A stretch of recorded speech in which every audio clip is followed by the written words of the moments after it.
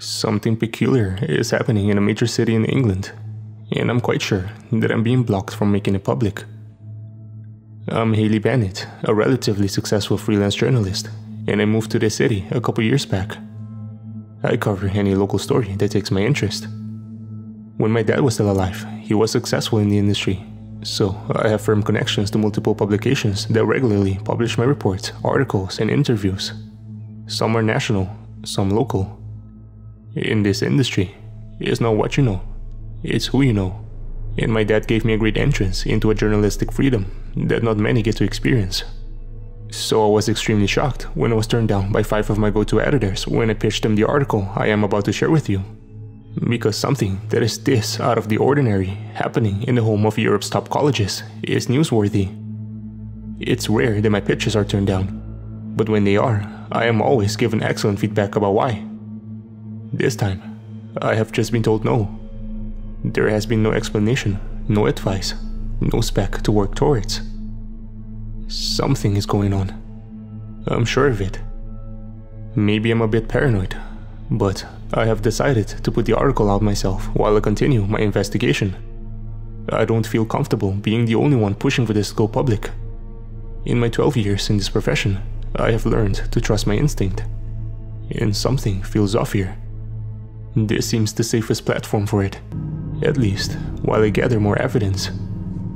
I am having to keep the name of the city secret for legal reasons. I hope that those of you who read this will get the same uneasy feeling that I have from everything that's happened so far. Editor to include headline. An unexpected influx of mathematicians and scientists has left the residents of City Redacted baffled after access to the city was temporarily restricted to allow for a mysterious mass arrival that brought the center to a standstill, following nearby airports closing for several hours at 9 p.m. on Wednesday. City Redacted. Smaller private airports had a flurry of private planes arriving throughout the night. An anonymous source who works for the airport told, publication to be added once article is sold, exclusively that there were private planes arriving at all hours. We usually see 1 or 2 every couple of days. We're a small airport, but there were so many arrivals, more than I've ever seen. More than any of my co-workers had ever seen too. We're talking about 15 planes in one night. They were all full of people too. The passengers had to state their occupation after landing, and most seemed to be mathematics and science professors. They were from all over the world. Someone must have known it was happening, because the entire staff were told last month to be prepared to be in all Wednesday night. We weren't told why, and we definitely didn't expect anything like that. We suspected they'd just have us painting the floors or something.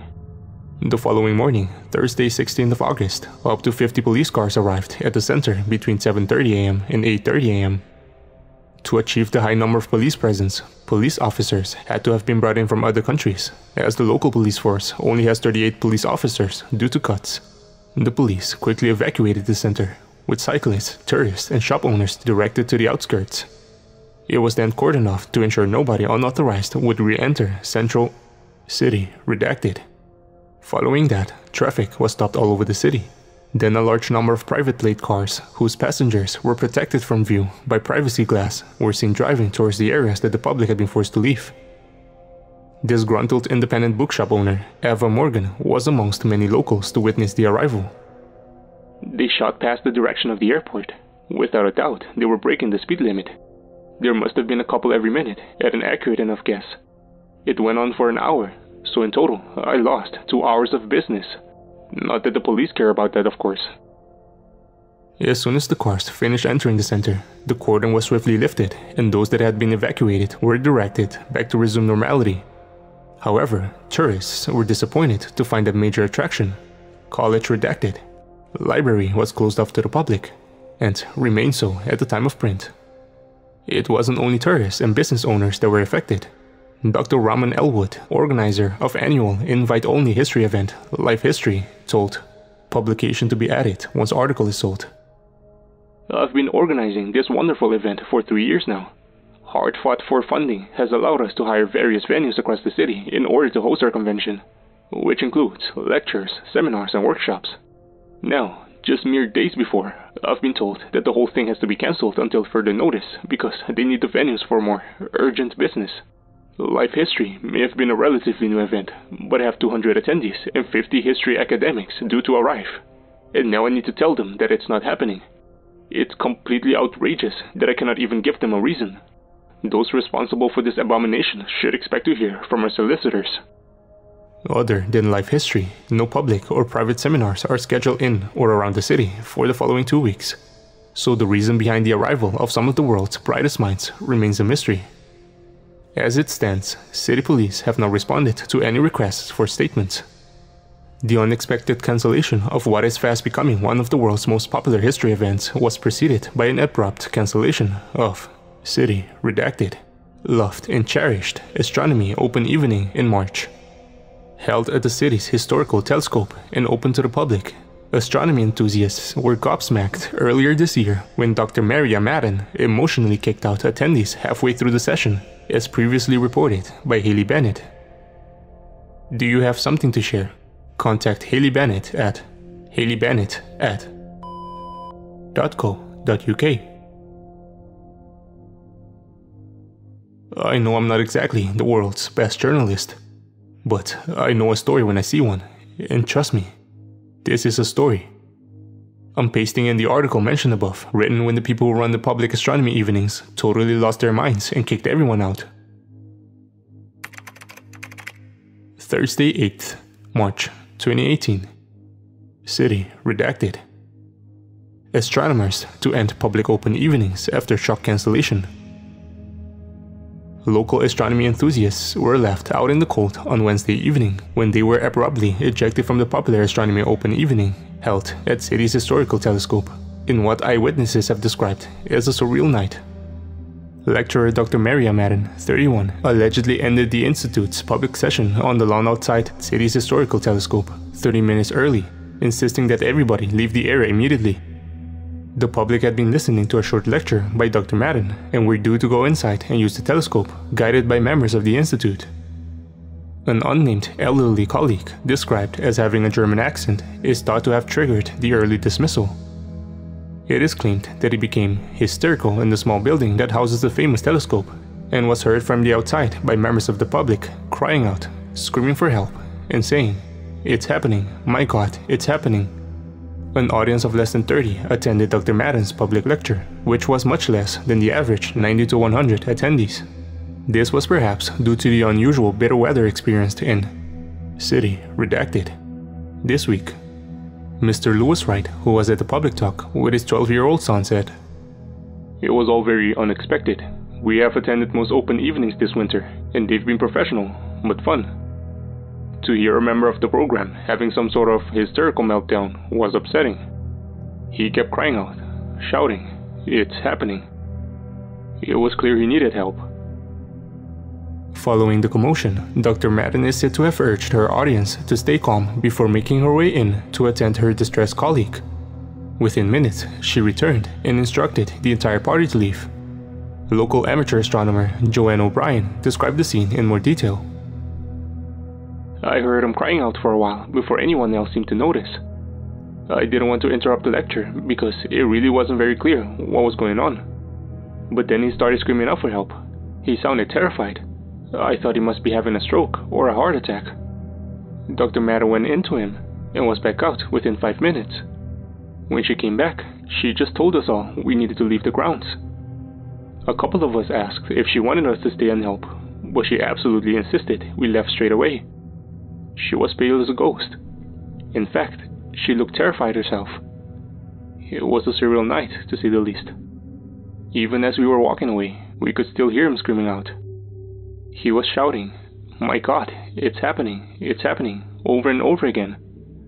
I tried to contact the institute when I got home because I was concerned, but the phone line was engaged all evening and nobody responded online." When we contacted for a statement, Dr. Madden sent the following. "On Wednesday 7th of March, my colleague, who will remain anonymous, experienced health concerns during a public lecture. Some of those attending may have heard his distress, and I am sure they can understand why I made the decision to end the session early. Fortunately, my colleague simply had a minor health scare and is, thankfully, now well again. Though the Institute's open evenings are scheduled to continue until the end of the month, my team and I made the decision to end them with immediate effect. We apologize for any inconvenience.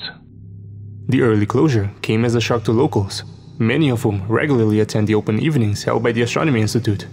They were not due to end for the summer until the end of March. When we pushed for reasoning behind the decision to end 3 full weeks early, Dr. Madden declined to comment further. It is currently unknown if they will restart at the beginning of next winter. Do you have something to share? Contact Haley Bennett at hayley.bennett@.co.uk. It might seem like a loose link to the reader, but I've got a growing suspicion that it's relevant. There's more to it that I'm able to write in the article, and I think I might be about to break something big. You see, the anonymous airport source is an ex-boyfriend of mine. When you're a journalist, it's always good to have an ex who works somewhere useful and hangs from your every word. When all the plane full of geniuses were landing, guess who was the one greeting them all? The one and only Dr. Madden. And apparently, she still looked like she'd just seen a ghost. Maybe that's just her face. Or maybe there's something really funny going on here. I've got some leads to follow anyway. Back in March, when Dr. Madden shut down the telescope open evenings from the public, I chased her about it like a hound dog, but she kept totally silent. At the time, I thought they must have been shutting early because of a funding scandal that I could break. But she was too tough to crack, so I let it go. Perhaps naively. I fell hook, line, and sinker for the story about the Yale colleague, so I never tried to interview him. In hindsight, who the hell screams, "My God, it's happening, when they are having a bit of a funny turn? I've got a few questions for him. I've still got 2 more editors to contact to, who I can try and get to publish my article. One of them is a good friend of mine with a weak publication, but a weak publication is better than no publication. For now, I'm going to get some sleep. I'll update when I know more.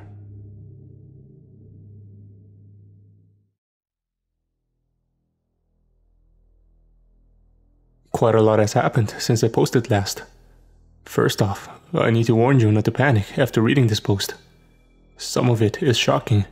However, I urge you to remember that I'm still investigating this in depth, and it's still extremely important not to jump to conclusions until we have all the information that's out there. I'll jump in now and get you up to speed. I sent my most recent article that I shared with you to my final 2 contacts. I received some really strange messages from them in response. I copied them so I could post them here. My first attempt was a senior editor whom I had trained under when I first started out in journalism. He took a distasteful liking to me, if you know what I mean. So in general, I avoid approaching him unless desperate. We exchanged the following messages.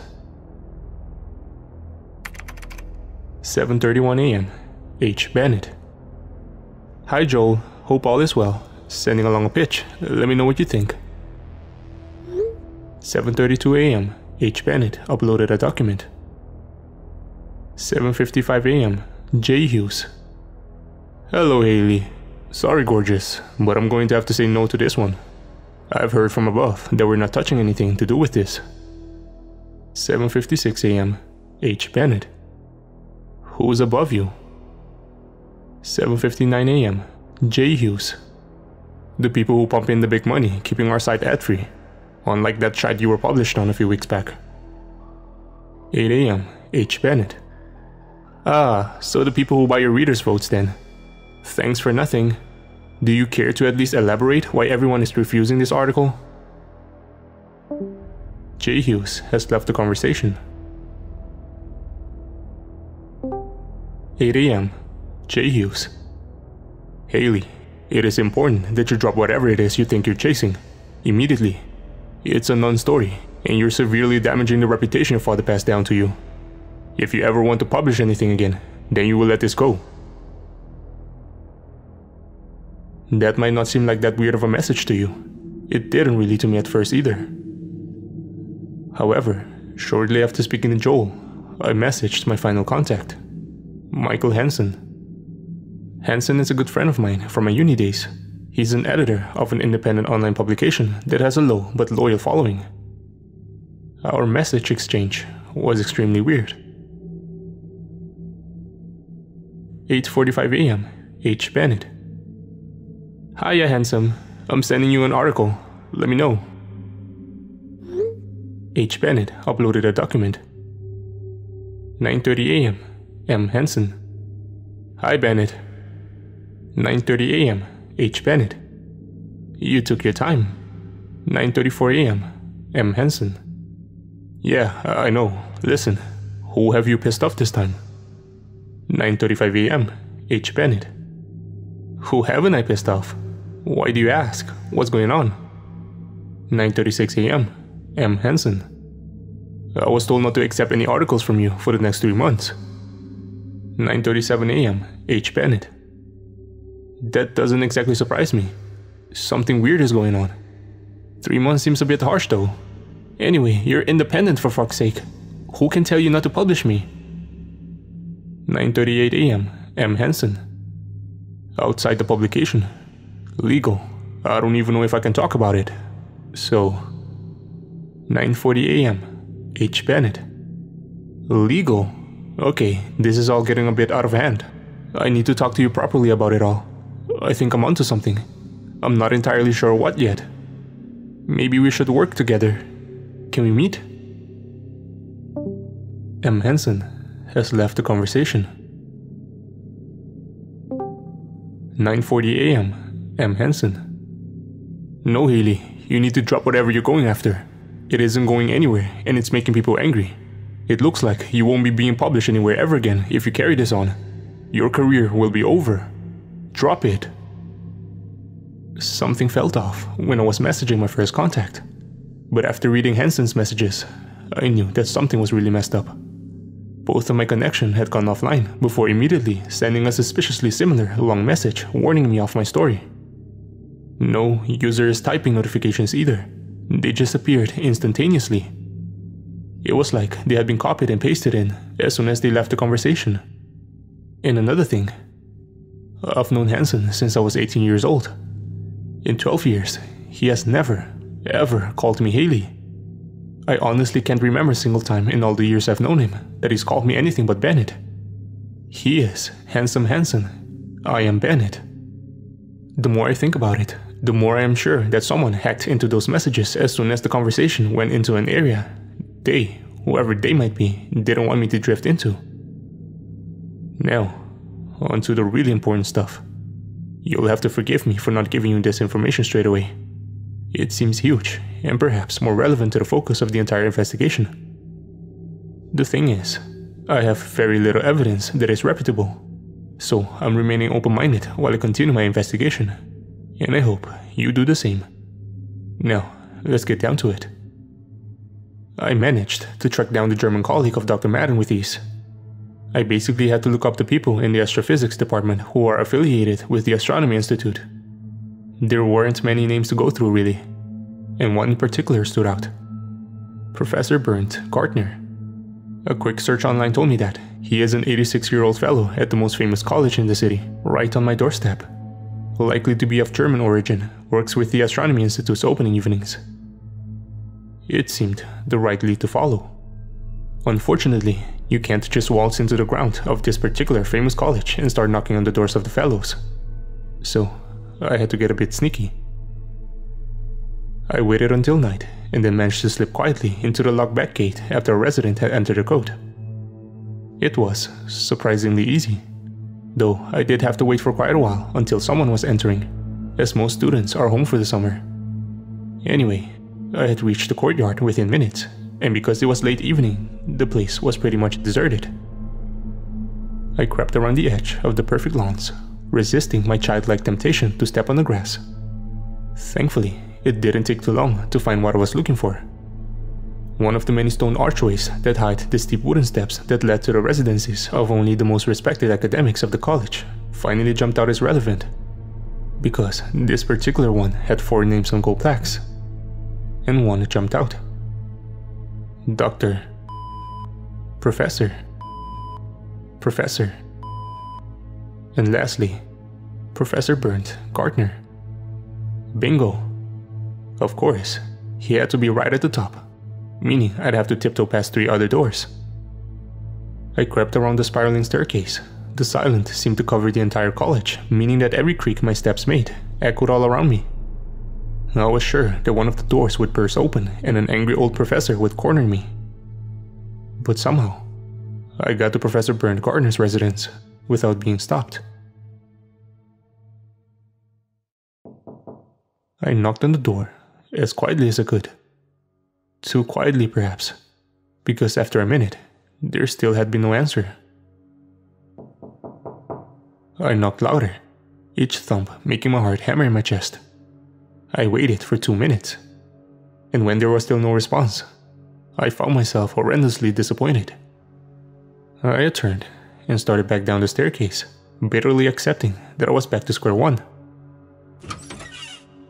When I heard the door open behind me. "What do you want?" An old, papery voice whispered, the German accent evident. I turned and saw a small, slim man with wide eyes on the round spectacles, peering at me. "Professor Bernd Gardner?" I replied. I managed to keep my tone low, but my excitement made a whisper impossible. I didn't wait for him to answer. I was too eager to jump right in. "I'm Haley Bennett. I'm a local writer." "I've been told not to speak with you," he interrupted. I frowned and got ready to fight my corner. However, as I opened my mouth to protest, he opened his door fully and disappeared inside. I followed, my adrenaline buzzing. Closing the door behind me, within seconds I found myself sitting opposite an academically famous astrophysicist as he smoked a pipe and drank port. And so began a very confusing, and in parts, creepy chat with Professor Gardner, who was indeed the man who caused the commotion at the telescope tower in March. So, reader, hold on tight, because here is my journalistic interpretation of our conversation. There are some pretty huge claims in here, but don't let that bypass the fact that there is a glaring lack of detailed information. Remember, keep a critically open mind. Headline to be included by editor. A theoretical astrophysicist with more than 70 years' experience has claimed that a cosmic event that could potentially destroy a chunk of the solar system is imminent. Professor Bernd Gardner, 86, a college redacted fellow, has spent a total of 58 years studying a theory that suggests that a specific cosmic event could cause extreme damage to the part of the solar system that houses Earth. Gardner and his research partner, the late Professor Karl Lebedev, developed the theory in the mid-1950s. After a great number of years investigating, in March 2018, Gardner claims to have witnessed an astronomical anomaly during an open evening held by City Redacted Astronomy Institute. According to Gardner, his finding suggests that their theory was not only accurate, but fast approaching. Gardner spoke to reporter Haley Bennett in an exclusive interview for Editor to include headline. He explained that in 1955, "We proposed that a particular cosmic event could, in very unique circumstances, really damage the chunk of our solar system that houses Earth. The circumstances were so unique and unlikely that we did not receive fundings to take our workings further, but in our spare time, we pursued it over the years. In the late 1960s, a military satellite picked up on an event that astronomers struggled to explain for many years. However, my research partner and I strongly believe that the event was related to our original theory. In the scenario that the event was indeed related to our theory, then that meant our predictions were a lot more likely than we first believed. We pushed for a team of scientists, but were refused. However, we were given generous positions in our field and able to dedicate our full working time to it." When Gardner's research partner died in 2002, Gardner made the huge decision to cease work on their theory due to the enormity of their scientific investigation becoming too overwhelming in his partner's absence. At that point in their research, the cosmic event they had theorized still seemed unlikely to happen. In Gardner's opinion at the time, it did not justify ongoing scrutiny, a decision he later came to regret. Deciding to work in other areas of astrophysics, Gardner nestled into the background of City Redacted. One of his responsibilities was setting up the city's historical telescope for Astronomy Institute open evenings. In March 2018, Gardner was setting up the telescope ready for public use when he made a shocking discovery. I observed a phenomenon that meant that mine and my partner's theory was much more accurate than we had ever anticipated. Frighteningly so.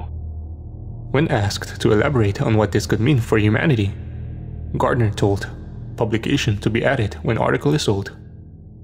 Damage to the planet Earth that would be so severe that humanity will cease to exist appears imminent. It seems likely that we're all going to burn. Although much information is needed in order to provide an assessment of whether Gardner's claims are credible, they have the potential to be extremely concerning. Gardner's claims have come to light following an unexpected influx of mathematicians and scientists in City Redacted, as previously reported by Haley Bennett. When contacted for more information, City Redacted, Center of Experimental Astrophysics, declined to comment. Do you have something to share? Contact Haley Bennett at haleybennett@.co.uk. I don't pretend that I'm a scientific journalist, so my report on what the professor told me is extremely basic. Though, to be honest, everything he told me was clearly a watered-down version of what he knows, or believes he knows, at least. Before you lose your minds and start planning for the end of the world, I'm going to suggest you take a breather. The article you have just read is absolutely full of holes, and that is certainly not my choice. I just didn't get a lot of solid information out of Professor Gardner. I'm not totally sure he's trustworthy, and on a personal level, he was a bit weird.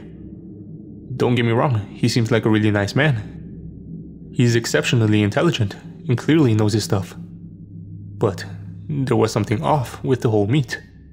For example, right after he said we were all going to burn, he drifted off into a sort of catatonic state and just shut down from me. I literally could not get him to talk to me again after his whole big reveal. I thought he might be ill. He carried on smoking a pipe and drinking port. I guess he just wanted to freeze me out. Anyway, it was odd. I left him a card with my details on, but I doubt I'll hear from him. I'm not saying that what he told me was necessarily incorrect or untrue, but I am saying that it's important to be cautious and not to jump to conclusions. There is more investigating to do before we can create any of our own theories. Unfortunately, I can't even look into the papers he published on his theory for verification. Not only because they're all behind a paywall, but also, I simply wouldn't be able to understand his work. Currently, with such a lack of evidence, I'm not even going to bother pitching this article to anyone, because I know where it will get me. Laughed out of my career. I'm keeping it close though, while I continue investigating. Next, I plan on heading to some of the venues that the Life History event had booked but lost. I suspect I might see some of the mathematicians and scientists that were flown in. Maybe I can get some of them to talk. Oh, and before I sign off, one more thing happened that was weird. In the morning, hours before my weird message exchanges with my journalist connections, I took an early morning walk.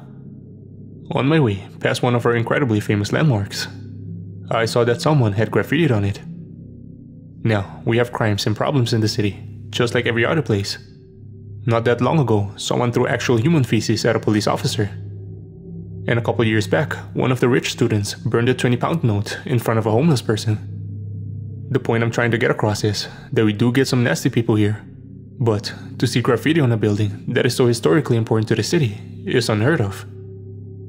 My instinct is telling me it has something to do with all the crazy stuff happening here. It was red writing that someone had painted specifically so it would appear that blood was dripping from the letters. I hadn't taken my phone out with me, which is a real shame because it was actually quite beautiful. Luckily, I had a pen and a small notepad in my pocket, so I was able to jot it down. It read, "When the pound drops, it has begun." I walked back past the site of the vandalism many hours later, on my way back from talking to Professor Gardner. It had been painted over. There was no sign that anything had ever been there. I'll update you on everything as soon as I know more. I spent the majority of the day hanging around various venues around the city. Most of the places that Life History had booked were large seminar-style rooms that I couldn't gain access to because they were inside university buildings. I stood at the main entrance of various buildings at the beginning and end of the booking times, hoping to see a large group arriving or leaving. I knew it was a long shot though, because these buildings have tons of exits. Still, I tried with 3 different venues on the off chance it would pay off. I didn't witness anything out of the ordinary. All I saw were everyday types making their way in and out. It was relatively quiet due to the students being off for the summer, so I'm fairly certain I didn't miss any large groups of academics. That didn't mean they hadn't been inside. It just meant I didn't have decent enough access. I had expected that though. The one venue I had real hopes for was the theater. Life History had booked it for 3 hours in the afternoon, and it had a capacity of over 1800. There were only 2 exits and entrances, and they were both easily accessible to the public. An hour before the event was booked, I arrived at the multi-story car park opposite the theater with a decision to make. Should I simply try and question attendees, or should I try and gain entrance to the event? If those attending were who I expected them to be, the mathematicians and scientists that had entered the city just days before, then it would be quite obvious. Large groups of academics usually have a pretty specific style. Smart, casual clothes, quiet and thoughtful actions, middle-class behaviors. It would be very different from the crowds who attended the typical shows held at the theater, such as comedians, bands and plays. There is a distinctive difference between the actions of people attending a work conference and those attending a recreational activity. I knew all the door staff who worked for the theater, as I attended regularly, and I always made a habit of making connections with as many local faces as possible. I was fairly confident I could talk my way into the event. Unfortunately, I was blocked almost as soon as I made the decision to go for it. Just 10 minutes after I arrived at my stakeout position, multiple cars pulled up outside the theater people, and lots of people in black suits surrounded the theater, promptly blocking off access. These were not the usual doormen. They were all more heavily built, and they seemed much more aware of their surroundings. It was very professional and serious security. I stayed where I was. I watched as a slow trickle of smartly dressed middle-aged men and women finally started coming down the street. They all paused in front of the guest door staff, who promptly searched them. I found that very odd, as they don't usually search guests. I watched as their tickets were taken from them by the security staff and scanned by a handheld machine. Then the guests were ushered quickly inside. Before long, the trickle had turned into a swarm. I was sure that these were the mathematicians and scientists who had entered the city, and probably many who already worked and resided here. I would estimate that around 500 people were attending the conference, which, particularly on short notice, is big. When it was nearing the time the event was supposed to begin, I decided to try my luck with asking attendees for interviews. Something about the way they approached the theater told me I would hit a brick wall. They didn't seem to be distracted by any of the historical buildings that surrounded it. None of them seemed to be popping into the famous pub just beside the venue for a swift lunchtime pint. This was definitely not a casual afternoon out. They were like a line of ants, walking methodically to their destination.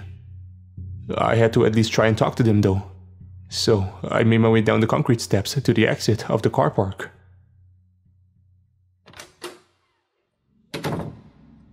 When I opened the door that led onto the street, I jumped out of my skin when I physically bumped into one of the security staff, who may as well have been a brick wall. He just stood in the doorway facing me, as though he had been waiting for me to come out. His face held no readable emotion. When I tried to get past, he stood firm, and though I wasn't particularly intimidated by it, I was extremely irritated.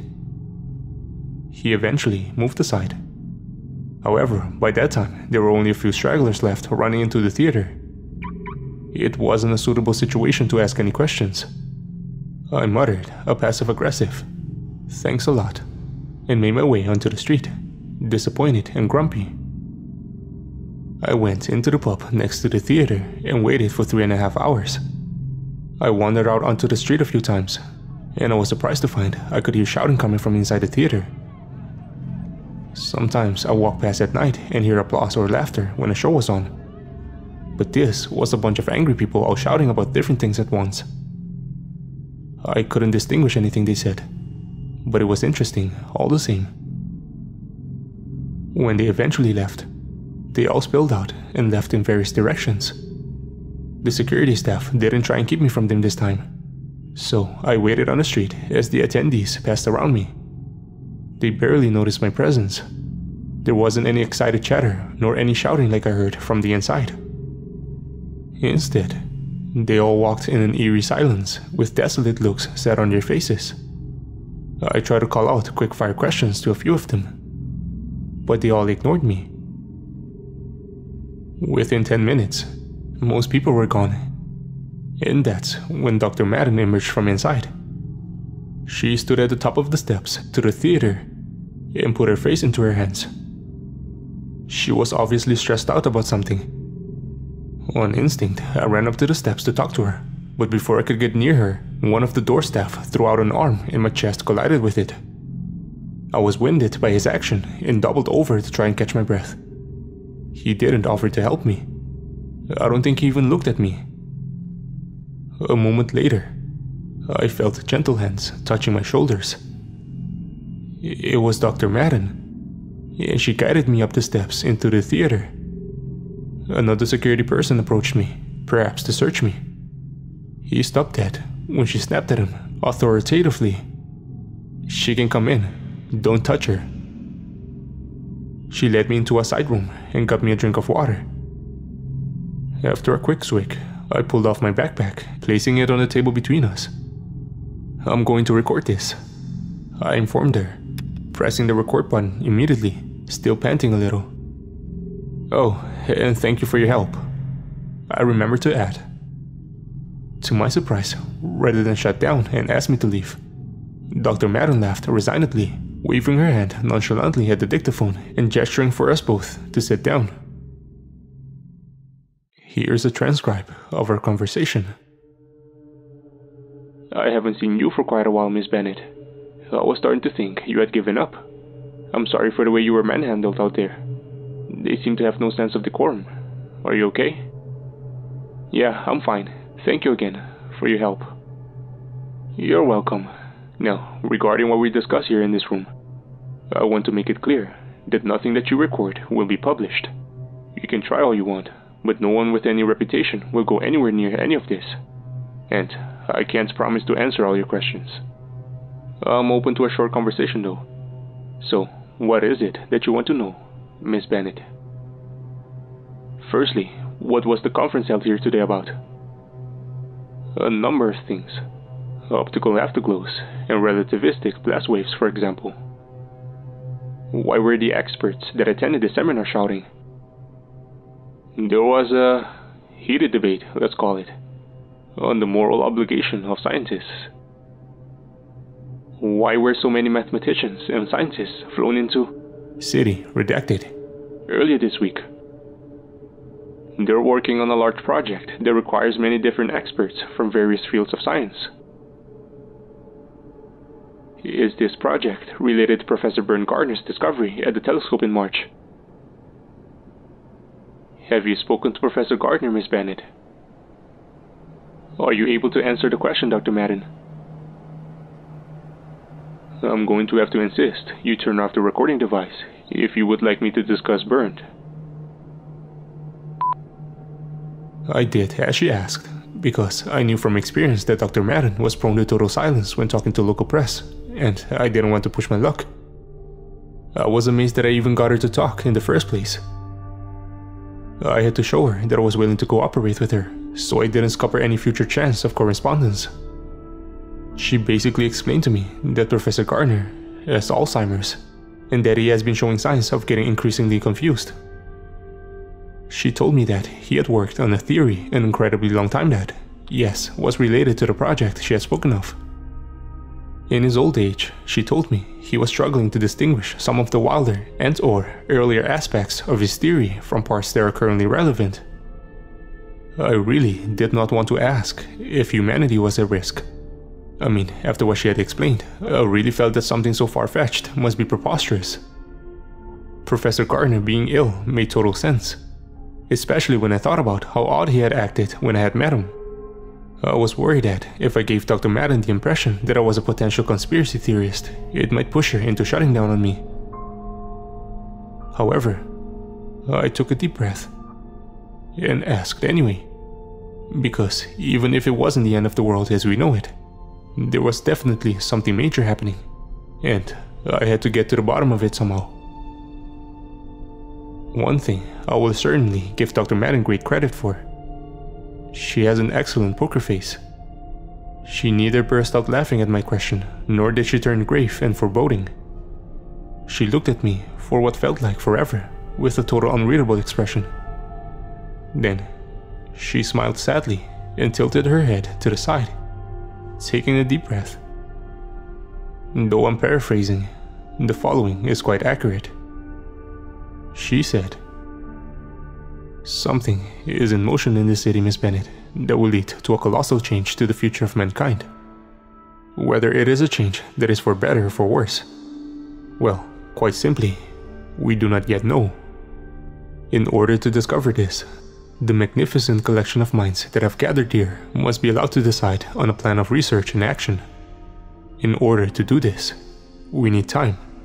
We simply cannot allow the press to jump to false conclusions, because we are working on a very complex subject, and even a minor misunderstanding could cause absolute mayhem. You've been locked out from reporting on this for a very good reason. We need to be able to work in order to give humanity the best chance. So please, Miss Bennett, let us do our jobs." Yes, she had an excellent poker face. And I'll tell you something. She made a huge mistake when she stopped using it. Maybe I would have sympathized with her if she had remained expressionless, if she allowed me to draw my own conclusions instead of attempting to lead me to them. When she plastered that sad smile on her face, when she forced a stance and a sigh, it changed the entire way I perceived her break plea for me to back off. Without that smile, I might have listened. Instead, she tried to manipulate me. She must have thought I was a fool if she thought I was going to fall for that. Well, I could play that game too, and I was better than her at it. I smiled back and nodded my head understandingly, not verbally agreeing with her plea, but hopefully leaving her with the impression that I had fallen for her bad acting. I left the room not long after, declining Dr. Madden's offer to walk me out, and instead leaving her alone behind me. Another bad move on her behalf, because instead of going to the exit, I slipped into the theater. Just an hour before, it had been full of academics who had apparently been attempting to give humanity the best chance. I knew I only had moments in here. If Madden came out and saw me, I would, without a doubt, sever any ties we now had, and she would know, without a doubt, that I hadn't fallen for her charade. My eyes scanned the room. There was nothing there that particularly stood out from afar, so I jogged up the aisles and glanced down each row of seats. I heard footsteps approaching the main entrance into the auditorium, so I crouched down behind the closest row to me, hidden from sight. The sound of heels clipping the wooden floor echoed around me as my heart hammered in my chest. I didn't breathe until I heard the footsteps retreating back the way they came from. I stood up quickly, ready to make a speedy exit. However, now that I was facing the stage, I could see there was a large blackboard covered in smeared chalk. Whoever had rubbed the contents away had missed the bottom right-hand corner though. And I could see that it said 320 billion pounds. I didn't stick around to think about it, instead jogging quietly up to the far end of the auditorium, which I knew led to the second quieter exit. To my relief, I managed to get out of there without bumping into anyone, so I think the security people must have already left. Thinking about everything that Dr. Madden told me, I have to wonder how much of what she said was true. If I'm honest, as I was interviewing her, I got close to dropping the entire story. Journalists like me reporting on areas of science can have devastating consequences. That might seem dramatic, but if you report on something scientific incorrectly, then it can lead to some problems such as mass information and hysteria. I was strongly considering just leaving all of the experts to get on with it, then watching them bring in actual science reporters and just playing witness to the aftermath. But she tried to manipulate me. Because of that, I know that there is something here for me to chase. What is she trying to hide? And what about the value written on the chalkboard? 320 billion pounds. That's an absolutely absurd amount of money.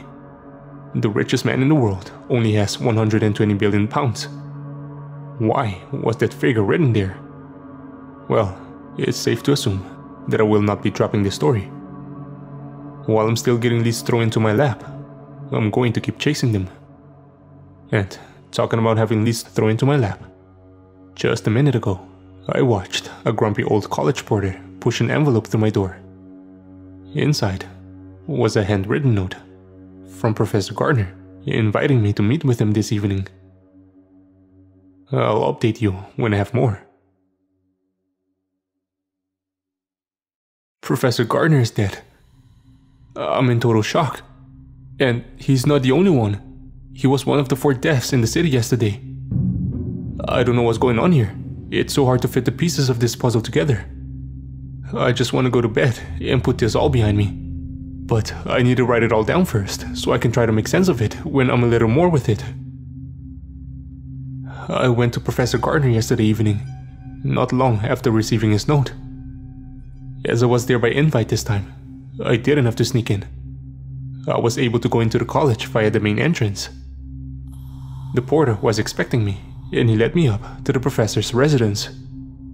I didn't bother saying that I already knew the way, partly because I wasn't keen on revealing I already been there, but also because it's good to make connections with as many people as possible. Porters know everything going around the colleges. The porter was an older man whose knees creaked as he walked. Though compared to the professor, I suppose he felt like a spring chicken. He knocked on Gardner's door quietly, and when there was no response, he called out, "Haley Bennett is here, as expected, Professor." When there was still no response, the porter knocked louder.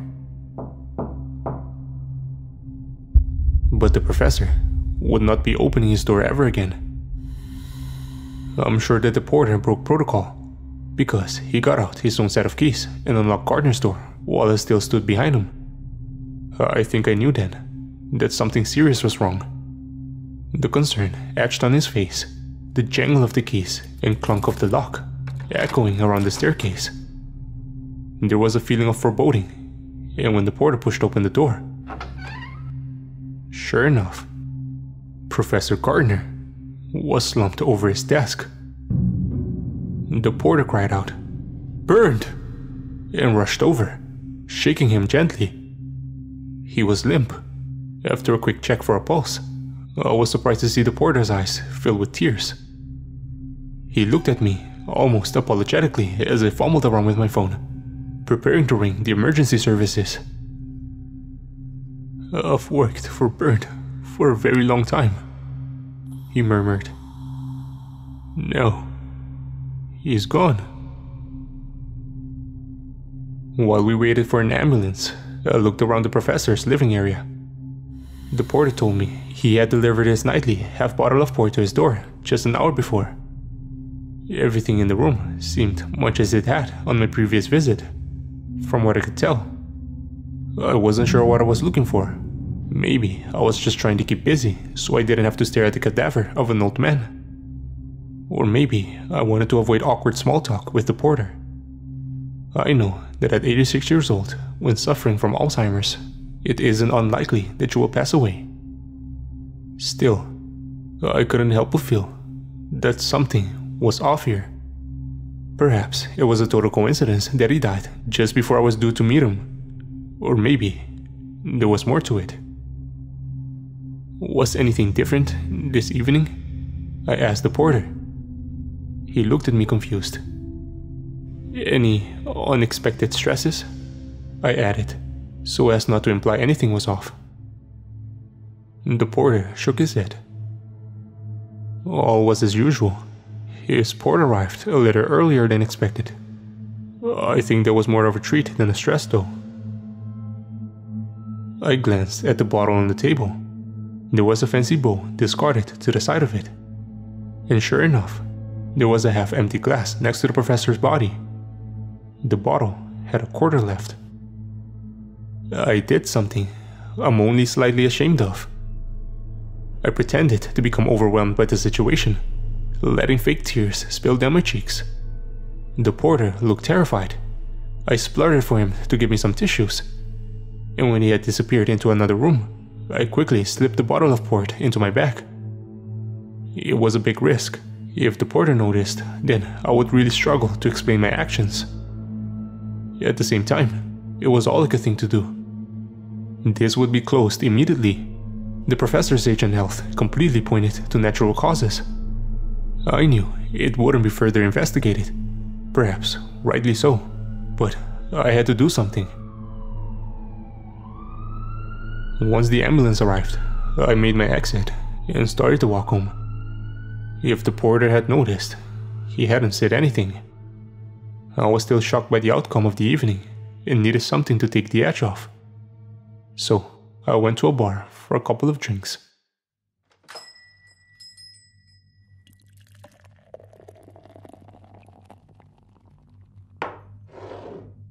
As I sat in a corner alone, I went online on my phone and ordered a drink testing kit for drugs, paying extra so that it would arrive tomorrow. I thought it was unlikely that I would find anything in Gardnersport, particularly something an amateur kid could detect, but I needed to rule it out. After placing the order, I put my phone away and paid some attention to my surroundings. The mood was somewhere in the bar. Nobody played the piano. There wasn't a bustle of chatter. Even the bar staff seemed distant. I drank my pint, then went up for another. As the bartender poured it, I asked her why it was so quiet. She shook her head and looked around before dropping her voice, barely above a whisper. There's been a suicide. A nasty one. She had a glint in her eyes that told me she was excited to share the morbid gossip. Someone jumped from the clock tower. They're saying he was a scientist. She didn't know anything else. I drank my second pint quickly, then decided to go and check out the clock tower myself. It wasn't surprising to hear of a suicide in the city, in all honesty. With so many people here under so much pressure, there is a surprisingly high suicide rate among students and academics alike. However, to jump from a historical landmark wasn't typical. When I got there, the police were spraying down the pavement underneath the clock tower. There were a couple of people hanging around, and I stood behind them so the police attending wouldn't spot me. Most of the local force recognized me, and I knew they'd tell me to leave straight away. I shuddered as I watched the red water trickling down the gutters into the drain, chunks of clay carried in its flow. I was pleased that the body had already been removed, because I was still shook up over Professor Gardner, though the remains that were floating away left little to the imagination. I looked up at the clock tower, so intimidatingly tall, like all the buildings around here. There was no doubt what your fate would be if you fell from such a height. How could somebody just step out, knowing that in a couple seconds they would be splattered all over the ground so far beneath them? I considered trying to get to the top of the clock tower, but I'm not entirely reckless. Plus, police had taped it off, and it's such a small area that there wouldn't be any sneaking past them. Moments later, a stream of sirens screamed their way past us. 3 police cars, an ambulance, and an emergency responder car soared past in the direction of the other side of the city. A police officer close by to me said something into a radio, and almost straight away, a muffled voice spoke back to her. I didn't understand what they had said. It was mainly in a numbered code that I didn't know. But I watched the police officer look at her colleague, and he promptly turned off the sprayer. Surprise and concern swept over her paling face. "Another 2 suicides?" she said, a question rather than a statement. She had forgotten there were spectators around, and as the onlookers near me gasped, she realized her mistake. Her paling face even more so. I stepped through the small crowd, pulling out my press card. "Officer, can you explain what has happened here tonight?" I said, my even and flat tone hiding the fear I felt inside. Well, that was the end of that. I was greeted by a wall of no comment and ordered to leave or be arrested. I shrugged as I walked away. "I'm just doing my job," I called over my shoulder, then walked in the direction the emergency services had sped.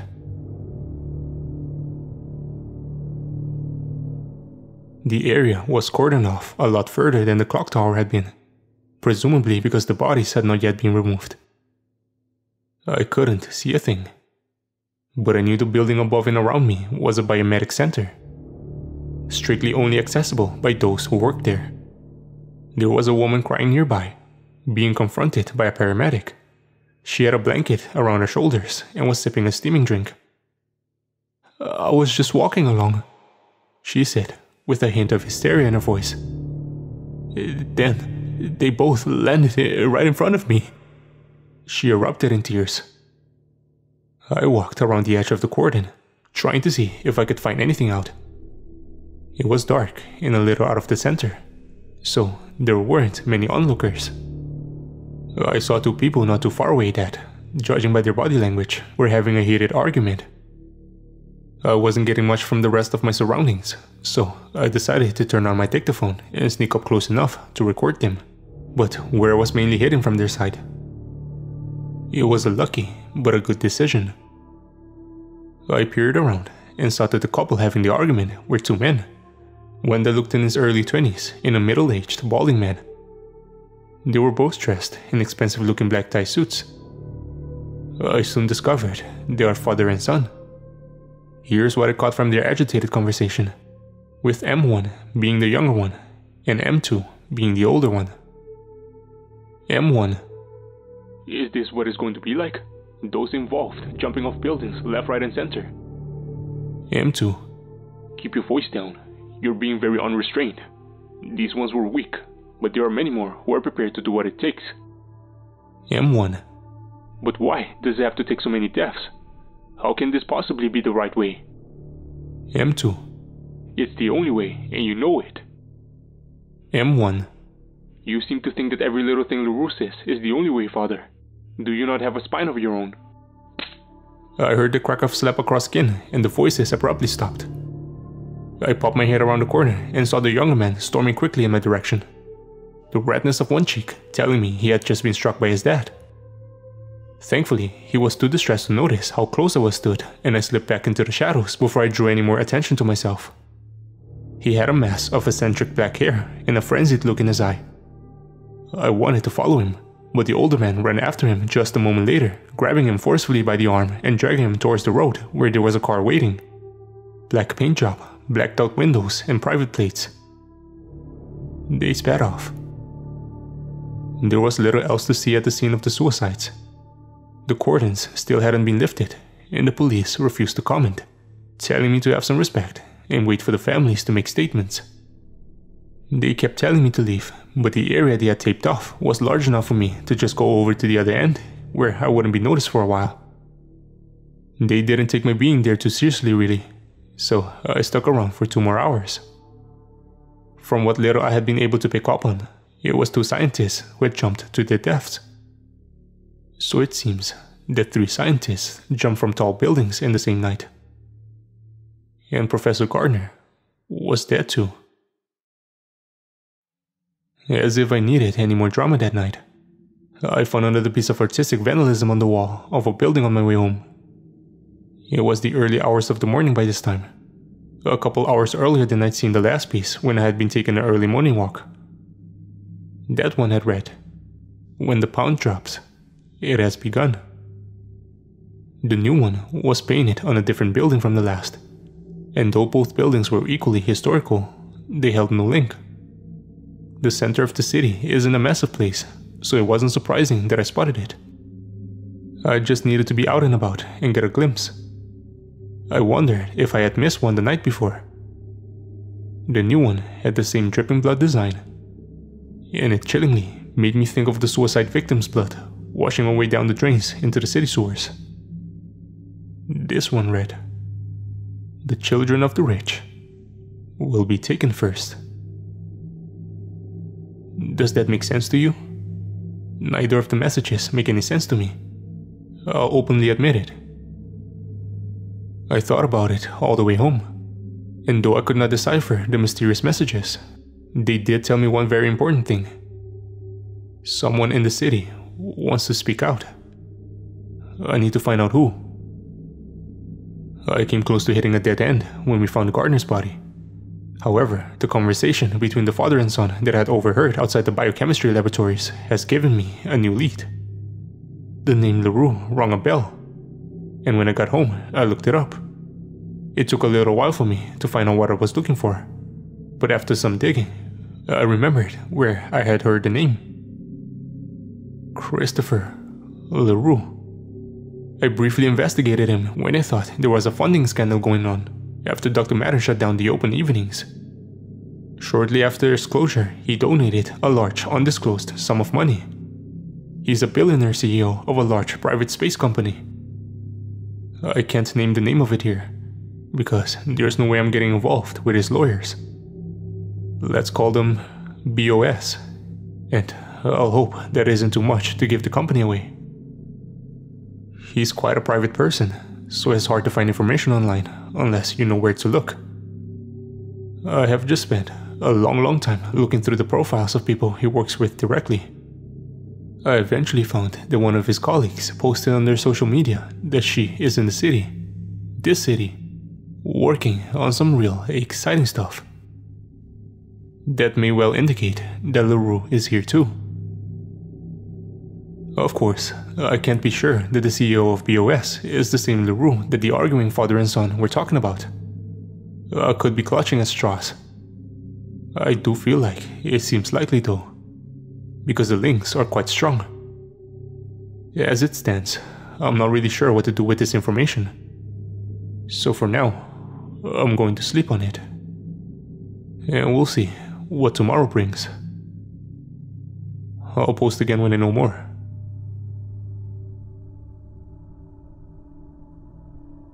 Yesterday evening, I took a late nap, then headed out onto the streets of the city. I planned out a route that would ensure I would pass all major buildings in the center in a reasonable amount of time. I did this for the majority of the night, repeating a loop around the city. My aim was to catch the mysterious graffiti artist in the act. I have gone over and over the messages, and it makes such little sense to me. I really think I just need to talk to him. Or her. I appreciate the ideas that those of you following my investigation have offered about what they might mean, because I've been stumped. It was a long night, that's for sure. The level of artwork in the previous messages told me that they hadn't been some quick scrawl on the wall job. A lot of talent and passion had been poured into the blood that dripped from every letter. It had clearly taken a bit of time, so I'm quite sure that if the artist had been preparing a new message as I walked around the city, then I would have seen them at some point. However, I didn't catch so much as a glimpse of the mystery artist. I have to admit that I was very disheartened and disappointed, because the story was going cold, and an interview or even a new message to try and understand was just what I needed. Things don't always work out the way we want them to though. As dawn broke, I headed home and sent off an email to an Australian science journalist that I have loose connections to. I probably would have given it a miss, because it's a bit embarrassing reaching out like that. But during my long evening, as I racked my brain for connections, I remembered that she had written quite an extensive piece on Christopher LaRue, the CEO of the private space company BOS, some time ago.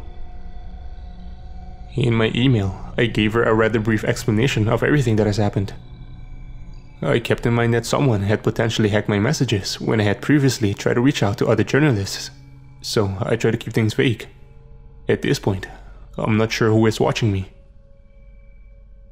I got some sleep, but in the early hours of the afternoon, awoke to something being pushed through my letterbox. I stumbled out of bed and ripped open a small parcel. It was the drug test strips that I had ordered yesterday. Grabbing a glass from my cupboard, I filled it with the port from the bottle I had taken from Professor Gardner's residence. It was a long shot. I know it. You know it. So you can imagine my total surprise when the test indicated that there had indeed been drugs inside the port. It tested positive for ketamine. I don't know much about the drug myself, but a quick bit of research told me that it is an odorless and colorless tranquilizer and that it can be deadly when mixed with alcohol. I thought about going to the police. Of course I did. I weighed up the pros and cons of the possible outcomes from sharing this information with the local enforcement.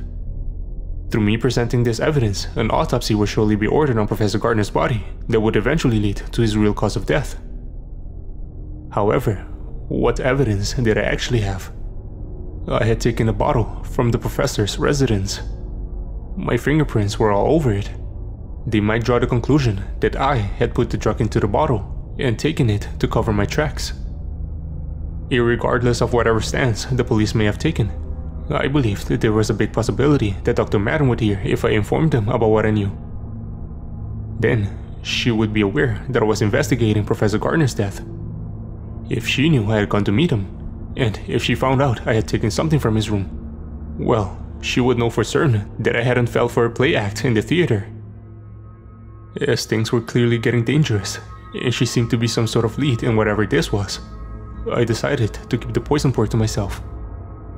I had already exposed myself more than I wanted to by emailing my Australian connection, so there already was a chance that Dr. Madden might know I was still looking into everything. So I wasn't about to potentially let myself get locked in a prison cell. I know a couple of the readers following my investigation have warned me that I might be in danger. I too feel that I'm only safe while I'm not a threat. And I truly believe that if I presented this evidence, then I would suddenly become a hazard in whatever work truth was going on behind the closed doors of Dr. Madden and her associates. I did decide to contact the police about something else though. The deaths of 4 scientists in the city should have been very big news, and I hadn't seen it reported anywhere. I rang the liaison officer that I work with when I report anything crime related, and she told me that nothing was being reported until further notice, but that an official statement would be released in due time. All she would give me was that it was presumed to be 3 suicides and 1 death of natural causes. Now, the silence here from the police isn't entirely unusual. There are strict protocols you have to follow when it comes to reporting a death. In my professional opinion, the silence surrounding this suggests to me that these deaths are being treated as criminal cases, meaning any news pieces could potentially damage future trials. Or that news reports are being blocked by someone above, for unknown reasons. I could have whisked up a quick article, keeping the names of those who died anonymous. I didn't want to though. I feel uncomfortable reporting that the deaths are presumed to be 3 suicides and 1 of natural causes. I have evidence that Professor Gardner's death might actually be a murder, so I'm not going to put my name on an article that suggests otherwise. However, I also feel uncomfortable about putting a spin on the report of deaths. You know, like suggesting to my readers that there might be more to this than meets the eye. The problem with that is that some family members might read it, and I do not want to be responsible for causing them more pain than they already are going through. That's not my style. I decided to get out of the house for a bit. I walked into the center and drifted in and out of a few shops. I picked up a copy of a best-selling book from a few years back, a poetic and unique novella about grief. Taking it to the counter, I scrawled a quick note on a card that offered my condolences in my name and number. I asked the cashier to gift wrap it. Then I made my way to the college where Professor Gardner had resided. While I had been walking the streets the night before, I had thought a lot about the porter with whom I had shared the discovery of the professor's body. The tears that had filled his eyes, the slight tremor in his hands, the wobble in his voice. He had been very upset about the professor's passing, and I felt ashamed of myself for not even asking his name. You see a lot of insignificant people in the city, There are so many who function as servants to the rich, and they spend their life almost without their own persona. And I was ashamed at myself for not even considering what he was going through, for not even thinking to ask his name. I left the wrap gift with a different porter, who assured me he would get the gift to Thomas as soon as he was able to. I felt a little better. We make mistakes in life, and that's fine, but we must always do our best to rectify them if we can. At home, I checked my email. I was surprised to see my connection in Australia had emailed me back so quickly, since I hadn't spoken to her in a long time. I've copied in her email for you to read. Remember, I didn't give her all the details, just the bare minimum. Oh, and she curses quite a bit. Sorry. Hi Haley, it's been a while. What a messed up situation you're in. Sorry to hear that your work's being blocked. Hope I can help you get that sorted. We all need to earn a living. So, I looked into the announcements from around the time that you think this Professor Gardner made a discovery. It hasn't been locked anywhere that I can see, but that doesn't mean you didn't see something. Sometimes, they just keep this stuff local for a while, until they have further evidence. One person seeing something doesn't really mean a lot, especially if they didn't manage to get any data on it. It's just my opinion, but I think you might be barking up the wrong tree. If anything big is happening, it's pretty unlikely that a collection of top mathematicians and scientists will be keeping quiet. They want their research shared far and wide so they get more research grants that let them continue their work. Just like we want our articles being shared far and wide so we get more articles published. I guess, if we're talking about the end of the world, maybe they'd keep quiet so not to cause anarchy or something. LOL. But trust me chick, I've written enough how the world might be end style articles to know that it's not happening. Not for a long time. And it wouldn't be one big event. It'd be a collection of lots of little shitty ones. Climate change probably being the main trigger. Talking about climate change, that leads me to one of your questions. Christopher LaRue. Yeah, I know a fair bit about him. So, straight off, he's a complete dickhead. Total psychopath. I won't go on about that. I'll just get straight to your points. You might have been able to go with an article intended to rustle up some hysteria, based on what's going on in City Redacted, and LaRue's current top secret project. BOS has been building a spaceship capable of further and faster space travel than ever before. And the tech he's using is top secret, real innovative stuff. Thing is though, he started working on it a couple years ago. So you couldn't make the link between that and what's going on right now in any future articles. Whispers on the street are that this ship is the answer to how we'll survive past climate change. A long time in the future, but not as long as you think. I don't know if you've got kids, but if you have, then they may well be boarding it. I'm not entirely sure why all your regular journals aren't panicking about that end of the world scenario, but whatever. The funny messages you send me sound like a load of bollocks to me. Sorry mate, just sounds like you've got a pissed off student on your hands, decorating the streets with shitty poetry. Probably an ambitious English lit student. LOL. I can't see any link between the messages and anything scientific. Let me know if there's anything else I can help you with. I might not agree with your direction, but it sucks to be blocked. I had it myself last year. It was that bastard LaRue, after I wrote that bio piece on him. I wasn't published anywhere for 6 months afterwards. Nearly lost my house. He's scum. Let me know if I can help you with anything else, okay? I do respect my Australian contact. She's good at her job.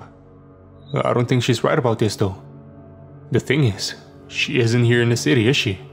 She hasn't got the feel of the streets.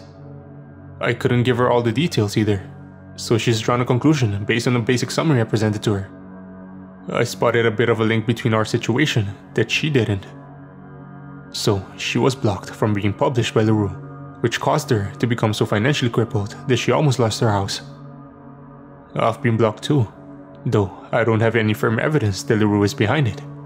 It's seeming more and more likely. Dr. Madden might be powerful, but I can guarantee she wouldn't have the power to block the press from pursuing a hot story. That would take serious money. Most of the time, even if the press are breaking the law, then they'll print something anyway and just remove it once it's had enough views, issuing a rubbish apology at a later date. Blocking everything that has been going on here will have taken serious influence and serious money, both of which LaRue has. I've got to sign off now, because I'm heading out onto the streets again tonight. The mystery graffiti artist is my best lead, and I think I've spotted a small pattern in his work. One night on, one night off, one night on, one night off. So tonight, will he be on? Let's find out. As before, I'll post when I know more.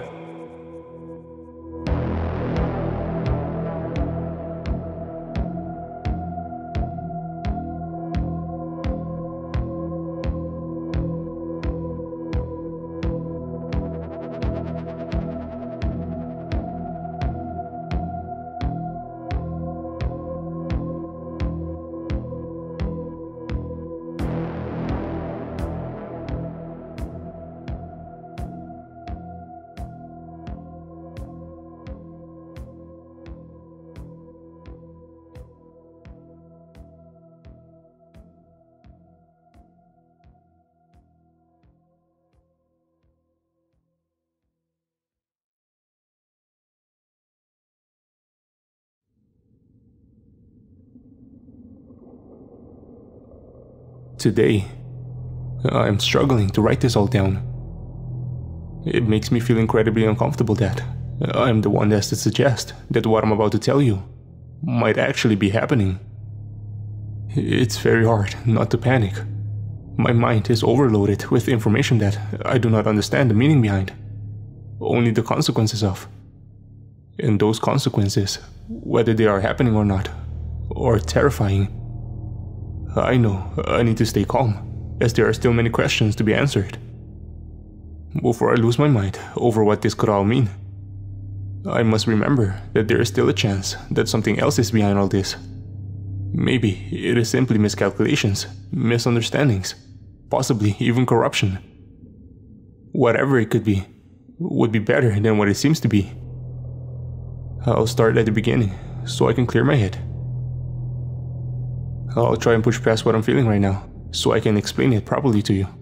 Then, I need to get back out there and figure this whole thing out. It was another long night, roaming the streets of the city. However, this time it paid off, because in the early hours of the morning, I watched a lone hooded figure painting a new message on the side of yet another historical building. From the stance and height, I was sure they were male. I caught him halfway through the piece, so I watched from the other side of the road. It was fascinating actually, watching the mysterious artist at work. The ease in which he painted such beautiful but chillingly styled letters was extremely impressive. He wore a black hoodie and black trousers, not unlike how I myself was dressed in my attempt to blend into the shadows. After 20 minutes, he stepped back to admire his work. It read, "The unseen explosion could lead us to the end." I approached the artist quietly. "I watched you do that," I said, purposefully nonchalantly. He physically jumped, then spun around, his hood slipping off his head. I recognized him immediately, even though he was dressed much more casually than the previous time I had seen him. That mass of black hair, the white eyes. It was the young man I had heard arguing with his father outside the biometric center. You, who are you?" he spluttered, his eyes flashing from shocked to defiant, ready to argue. I held my hands up to signal I wasn't there to attack him, and he shut his mouth. "I'm Haley Bennett. I'm a local writer. Your art has been rather beautiful, by the way." I quickly changed the subject so he wouldn't think too much about my occupation. "Is all this about LaRue?" I asked, keeping my tone relaxed but confident, wanting to give him the impression that I knew what he had been trying to convey. I didn't. The mention of the CEO of the private space company didn't relax him though. "Are you working with LaRue?" he whispered. his head whipping from side to side as he looked around to see if anybody was watching us. I looked too, and saw a car parked down the street that hadn't been there 10 minutes before. Maybe he was right to be nervous. No, I'm not working with him. He's working against me, I think. Listen, shall we go get a drink? I think we could help each other out. It was a bluff, because I probably wasn't capable of anything that could help him. However, I knew that this young man could hold the answers to everything I'd been trying to uncover. He was still looking around, as though he was expecting somebody to jump out at any moment. I heard the rumble of an engine and knew that the car down the road was either going to approach us or simply drive past us any second. It was time to act. I know a quiet bar where we won't be overheard, and I think we should leave right away. He nodded, so I grabbed his arm and jogged into the grounds of the building he had just painted on. After cutting through, I took us down some side streets, just in case the car was indeed looking for us. Then I led him through the back entrance of the bar. I told him to sit in a corner booth that I knew from experience was well hidden from sight, and I went to the bar and ordered us both expensive double whiskeys. In my pocket, I clicked my dictaphone on to record and took out my notepad so I could reference it. Here's the beginning of the transcribed conversation.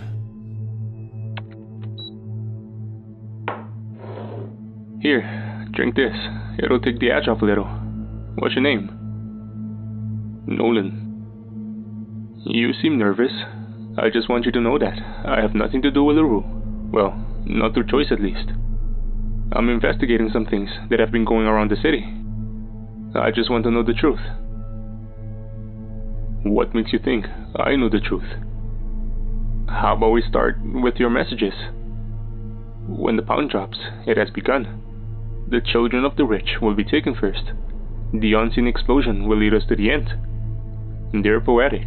Are you a lit student here? Or art?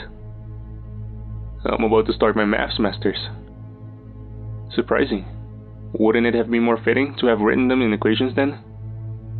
I'm not sure you're taking this seriously. I have no intention of allowing you to waste my time. No, I'm sorry. I was just trying to lighten the mood a little. Listen, why don't I tell you a bit about myself first? You already know that my name is Haley Bennett. I'm a local freelance journalist. Don't wins. I've had my work blocked for the past week, and I know that something big is happening. I'm just trying to get to the bottom of what it is. I think you can rest assured that anything you tell me isn't going anywhere, because I seem to have attracted the wrath of Christopher LaRue. I think he's the one stopping all of this from coming out. Why don't you tell me a bit about yourself? The whiskey seemed to be helping put Nolan at ease a little, because he explained to me that he was an aspiring artist who had been pushed into mathematics by his father, an incredibly wealthy and successful economic risk analyst. Nolan seemed sweet. He was a very gentle young man who was articulate but not condescending, like many of the rich kids in the city are. I could tell he wasn't ready to open up about his messages yet, so I went out on a limb and shared everything I had discovered so far. I told him about Professor Gardner potentially witnessing something unknown in the night sky, and I explained what he had revealed to me about his theory. I told Nolan about his unexpected death and about the ketamine I had detected from the professor's bottle of port. Sharing everything was a risk, I know that. However, I needed to let him know that I wasn't working with whoever he seemed to be rebelling against. He listened to my story intensely, nodding here and there. His eyes were sympathetic and thoughtful. He was quiet for a long time after, and I could tell that he was piecing his own puzzle together. So, I let him think. Before long, he opened up. I could tell by the way it all spilled out of him that he had been desperate to share what he knew, and I hoped I could be an ally to him, as he clearly needed one. I'm not going to directly transcribe my recording from here, because it needs context. Rest assured that it is accurate though. Nolan took a deep breath and let it all out. I don't know the full ins and outs. What you've told me makes some sense to me. It's hard, because Father doesn't tell me everything, so I have limited understanding myself. You are correct though. Something huge is going on. Father, works for Christopher LaRue. Closely, if you know the sort of man that LaRue is. then my father working so closely to him should tell you the sort of man that he is. The engineers at BOS have been designing a spaceship. I don't really know much about it, but it's all very secretive. But I do know it was originally designed to ensure mankind could survive climate change. From what I've picked up, mass amounts of these ships were to build over the next 50 years. The aim was to leave the planet for greener pastures, I suppose. Then, something happened recently that caused a huge number of the scientific community to congregate, and simultaneously BOS have gone into overdrive. They've stopped all other developments and are purely focusing on this ship. Father probably knows the full details, but he hasn't told me. I don't think he trusts me entirely. I'm somewhat of a disappointment to him. I do know, though, that whatever is happening is going to result in a devastating shift in the economy, a major crash, and LaRue will profit from the whole thing. So, I said, glad to have some of the mystery becoming clearer. When the pound drops, it has begun. But what will have begun, Nolan? He shrugged, clearly frustrated. I don't have all the answers. They're out there, but I don't have total access to the information. I just know there are going to be some huge shifts in the economy before whatever it is that they have planned is put into action. If they crash the economy, then it will be as devastating for people as whatever it is that's making them think we need to leave the planet. Food shortages, power outages, water stoppages. I don't need to explain to you what that would lead to. Because I was recording, I decided to keep pushing rather than pause to think about everything he was telling me. Your next message. The children of the rich will be taken first. Well, again, I don't know the full details. I'll explain the best I can. I have a lot of rich friends. Well, friends probably isn't the right term. I went to the best public school in the United Kingdom, so I grew up with the most privileged people in the entire country. I didn't really get on with most of them, but I am extremely close to one of the boys I went to school with. He means a lot to me. But he's leaving soon. Nolan paused for a long time. Then, I could see that he was extremely emotional about the subject, so I went to the bar and gave him the chance to take a moment for himself. I ordered more whiskey, not to get the kid drunk, but because this was a conversation that required strong alcohol. When I took it back to him, his eyes were red, but he was composed. My friend is leaving, indefinitely, he told me. I didn't quite get what he meant. Can you explain more? Do you mean that your friend is moving to another country? He shook his head. I don't know. It's all such a big mess. He doesn't even know where he's going. All we understand is that he and his sister will be kept from contacting anyone until BOS launch whatever it is they have up their sleeve. We don't know when that is, but we do know that he won't have contact with anyone until then. Not even his parents. Ben and his sisters aren't the only ones either. Others will be joining them. We don't know who or how many, but whatever the reason behind it, it is so secretive that his parents hadn't given him any information. Ben and I think that they must have signed agreements that will be void if they speak out. But to genuinely stop them from speaking out to their own children means that the consequences of doing so must be dire, surely. Nolan took a deep breath before continuing. I do have a theory, of course. I believe that BOS are selling tickets onto the ships they are building, that the children of the wealthy will be kept on the ground until the time comes. The urgency of the situation, the speed of which things have progressed, it suggests to me that these tickets are scarce, because although the tech is there to build the ships, the time and money isn't. I think something is coming soon. I remember the chalkboard in the theater with the absurd total on it. I saw something that suggested 320 billion pounds. I told him. He frowned. That's an impossible amount of money. That would absolutely crash the economy. If this is right, then they couldn't crash the economy and then build the ship. It wouldn't work. I was out of my depth, but I threw a theory of my own out. Perhaps they could have taken down payments, deposits, take those paid for into hiding until the final sum is required. Maybe that's why Ben's parents are keeping quiet. What if they lost their places if they told anyone? Nolan was quiet for a minute. I'm not sure. I just can't see how it would all work without crashing the economy immediately. I do know that I'm very suspicious about the whole thing though. Ben leaves tomorrow, and as it stands, we have no idea when we might see each other again. He is being collected from Oxford. One thing that surprises me is that I'm not joining him. Father might dislike me, but if there's a way out, he wouldn't leave me behind. I suppose that leads me to your final message, I said. The unseen explosion will lead us to the end. What does it mean? Nolan considered his answer. Up until this evening, I didn't think this could really be possible. I know, I've tried to speak out, but I don't think I really believed what I wrote tonight. Some of the information you've given me though, it confirms something I read this week. Haley, what do you know about gamma ray bursts? Nothing, I answered immediately. I don't have a clue what they are. Nolan pulled his phone out. Look at this. He showed me a picture on his phone of the following email. H. Gardner is a problem. If he speaks out in the state he's in, the project credibility will be at risk.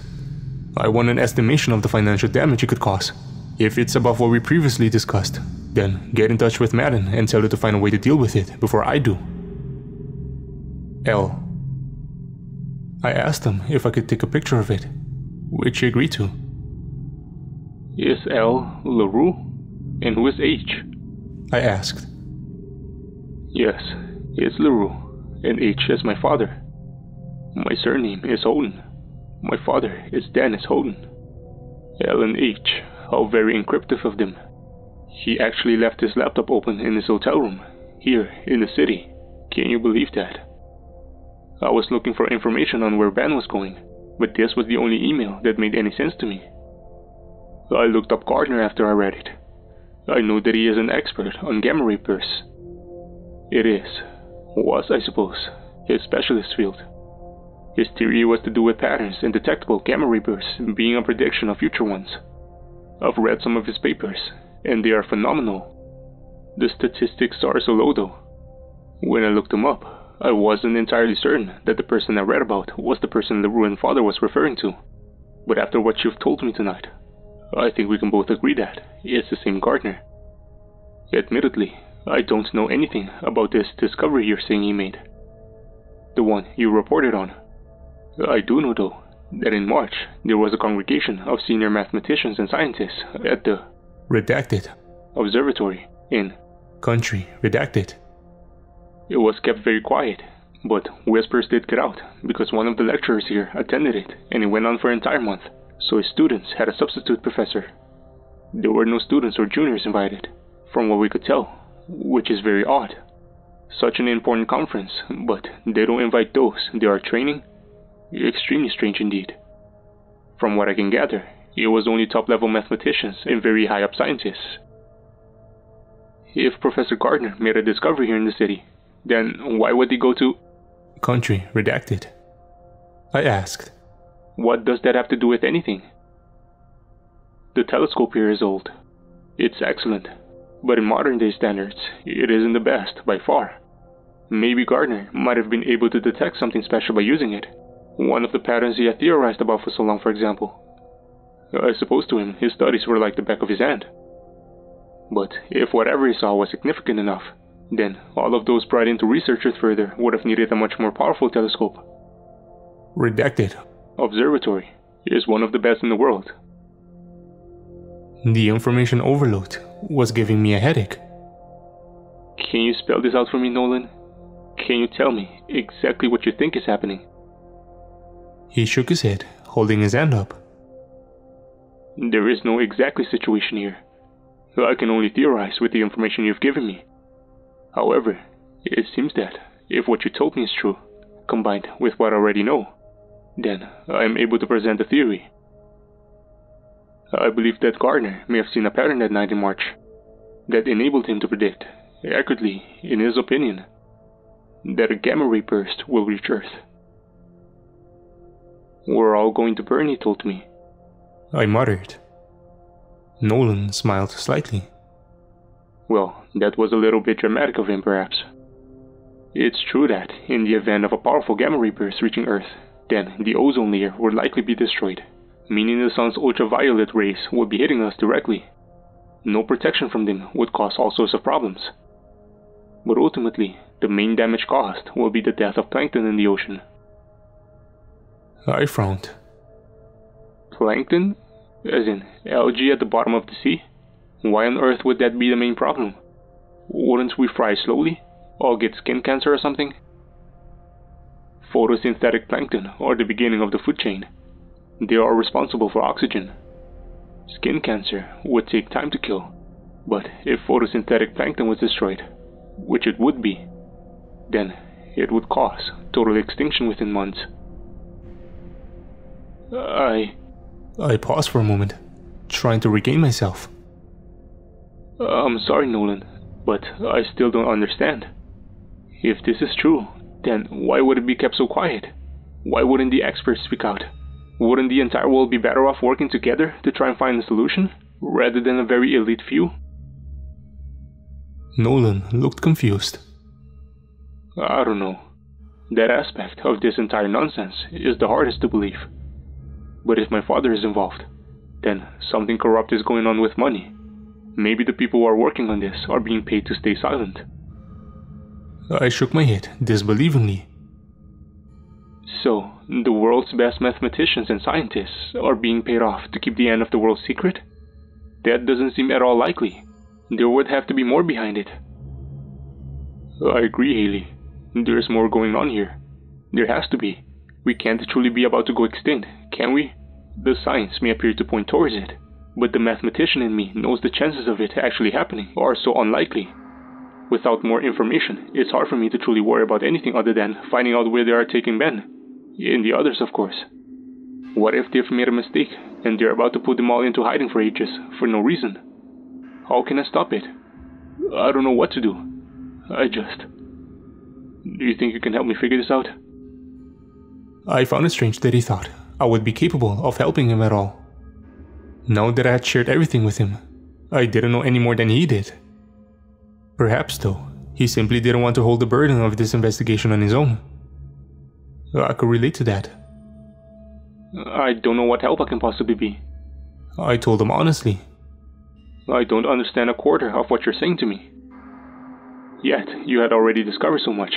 He interrupted. It was all your answers that enabled me to put all of mine together. You might not know the language, but you have a translator. Please, can you help me stop them from taking Ben away from me? Nolan's love for his friend was clear, and usually I would have forced someone in his position to step away from something they were so emotionally wrapped up in. He was right though. He was a translator for me.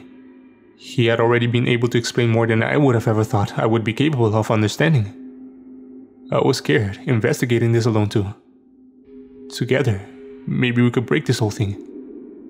So, I agreed to help him.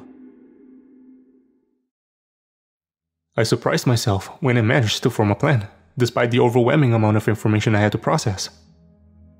I'll explain to you what we are going to do. Ben is due to be collected from his college in Oxford tomorrow. We don't know very much about it, but we do know that he is going from his college to a top secret destination, where he will remain for the foreseeable future. We can't go all undercover police officer and drive behind, because it is near on impossible to genuinely follow someone in that way undetected. We would either be spotted or we'd lose him. Instead, we're going to try something that may well not work. The only way I could think to give us the best chance of finding where Ben is being taken to is to plant a tracker on whatever vehicle collects him. Together, Nolan and I are going to Oxford tomorrow morning. I've instructed him to make a scene, and then I'm going to slip a simple vehicle tracker on Ben's transport. I will link it up to my GPS. We'll wait a while, then we'll go after them. In theory, it sounds simple. In practice, there are a lot of things that could go wrong. If, for example, Ben is being taken out of the country, then we'll lose him when they reach an airport. If I get caught trying to plant the device, then who knows what will happen. But I can't sit back and do nothing, partly because of Nolan's desperation to try and reach his friend. I want to help him, but also because I am rather desperate myself. I want so much for this entire thing to be a mistake. I just can't fathom the enormity of it all. I want to complete the puzzle, and I want to find out that it's all some financial scam or a huge misunderstanding or something. Anything but a gamma ray burst that'll hit Earth. Because if it is a gamma ray burst, then Professor Gardner was right. The end of the world is imminent. We're all going to burn. I'll update when I know more. I didn't sleep well last night. How could I, after my conversation with Nolan? I was up late, glued to my laptop, as I researched everything I could about gamma ray bursts. When I was finally able to drift off, I had a horrendous nightmare about death rays and the end of the planet. When I woke, my mind was still reeling from everything. I sent an email to Dr. Madden. I asked to meet and designed the email as one that would draw attention. Subject: bright lights and spaceships. I was reluctant to discuss anything with her after everything that happened last time we spoken. However, I need more answers. The time came to meet Nolan for a road trip to Oxford, and my brain was in full overload. I couldn't make sense of the multiple public theories I had read about, let alone the extra information that only I, you, and an elite few are aware of. Nolan and I met at a cafe, ordering coffees before we planned to set off. As soon as the waiter left our table, an awkward silence descended upon us. I decided to fill it by addressing what was, in my opinion, the elephant in the room. So, Nolan, what actually is a gamma ray burst? He laughed, not unkindly. I suppose I didn't spell it out particularly well last night, did I? Shall I give it another go? Do we have time? I checked my watch and nodded. He took a sip of his coffee. A gamma ray burst is an incredibly intense explosion of radiation. It's largely believed to occur when two collapsing stars collide. It presents as a very large and dangerous beam that can cause a lot of destruction to anything sensitive in its path. Earth, for example, is particularly sensitive. Well, life on Earth is particularly sensitive, I should say. I decided to test what I thought I had learned last night. Am I correct in thinking that, in order for a gamma ray burst to actually hit Earth, the situation would have to be very exact, incredibly specific positioning of a star system that is in the last phases of its life, like WR10 something? Nolan raised his eyebrows at me, impressed with my name drop. WR104, you mean? Nice. So in the instance of a WR104, we have two stars that are locked in a binary orbit. One of those stars is a Wolf-Rayet star. End of its life, about to go supernova. And the collision of the two stars will create a black hole? I offered. Spot on, Haley. What you have just described will definitely happen. The question is, when will it happen? I checked my watch and saw that it was time to make a move. Let's pick this up later. If we want to beat rush hour, we need to get going. I signaled for the bill and got ready for the next phase of the investigation. The road trip to Oxford. A couple of hours later, we arrived at a luxury apartment complex where Ben lived. I parked in a public car park down the road. We could see the front of the complex and the road in front of it. As it was on the main route to the colleges of Oxford University, where Ben apparently studied politics and international relations, there was a fair bit of traffic and plenty of tourists on the pavements. I couldn't believe that a student needed to live in such luxury. There was certainly no box room in student halls for Ben. Nolan told me that Ben's father had bought the flat when Ben was 14, in preparation for him studying at Oxford. In a few years, it would be used by his younger sister, Lottie. When I suggested that she might not want to go to Oxford, Nolan laughed and told me it didn't work that way. We had 2 hours to kill before Ben was due to be collected by persons unknown, to be taken to destination unknown. We decided to just wait in the car, in case something unexpected happened. I can't say I was hopeful that our plan to plan the tracker would work, because there were just too many variables that could alter the course of events. Plus, it seemed a bit too James Bond. As the clock ticked closer to Ben's mystery departure time, I could tell that Nolan was itching to see him. I got so irritated by his constant shuffling and heavy breathing, I suggested he went up and said a quick goodbye. Nolan shook his head sadly. He explained that Ben's parents were in town, wanting to spend some quality time with him and Lottie before they left. Ben's father had some huge problems with Nolan, so he and Ben hadn't been able to see each other. I didn't press for details, popping on the radio and waiting for time to pass. Shortly before we needed to be ready for action, I asked Nolan what his plan was for the big distraction. I could tell by the constant tapping of his foot that he was getting more and more nervous. "I'm not entirely sure yet," he told me. "I'm hoping it comes to me at the time." I felt slight irritation at his lack of preparation, but I let it be. Right on time, an expensive minibus with blacked out windows pulled up outside the apartments. I saw a traffic warden waddle over as soon as they saw it park. Whoever was in the driver's seat must have shown some sort of pass though, because the traffic warden waddled back the way he came from, leaving the minibus as it was. The privacy glass meant that I couldn't tell if there was anyone inside the bus other than a driver, which posed a problem. There could be a van load of people looking out at me while I was trying to attach a tracker. "You're going to need to do well with this distraction," I told Nolan. "When Ben comes outside, go straight out and do your thing. Do not look back at me, do not even think about me. Get it in your head that I do not exist. Do whatever you can for 10 minutes or so. Then go and find something to do around Oxford. We'll meet back at the car in 3 hours." Nolan didn't question me. I think he was too nervous to speak. I noticed that he looked in the vanity mirror to check his hair while we waited for Ben to appear. It felt like forever, but in reality, it was only 15 minutes later that we watched a blonde-haired young man around the same age as Nolan walking out of the building. I didn't need to ask if this was Ben, because Nolan gasped and tensed up beside me. A young girl stomped out behind him. "That's Lottie," Nolan muttered, his voice shaking slightly. "His little sister."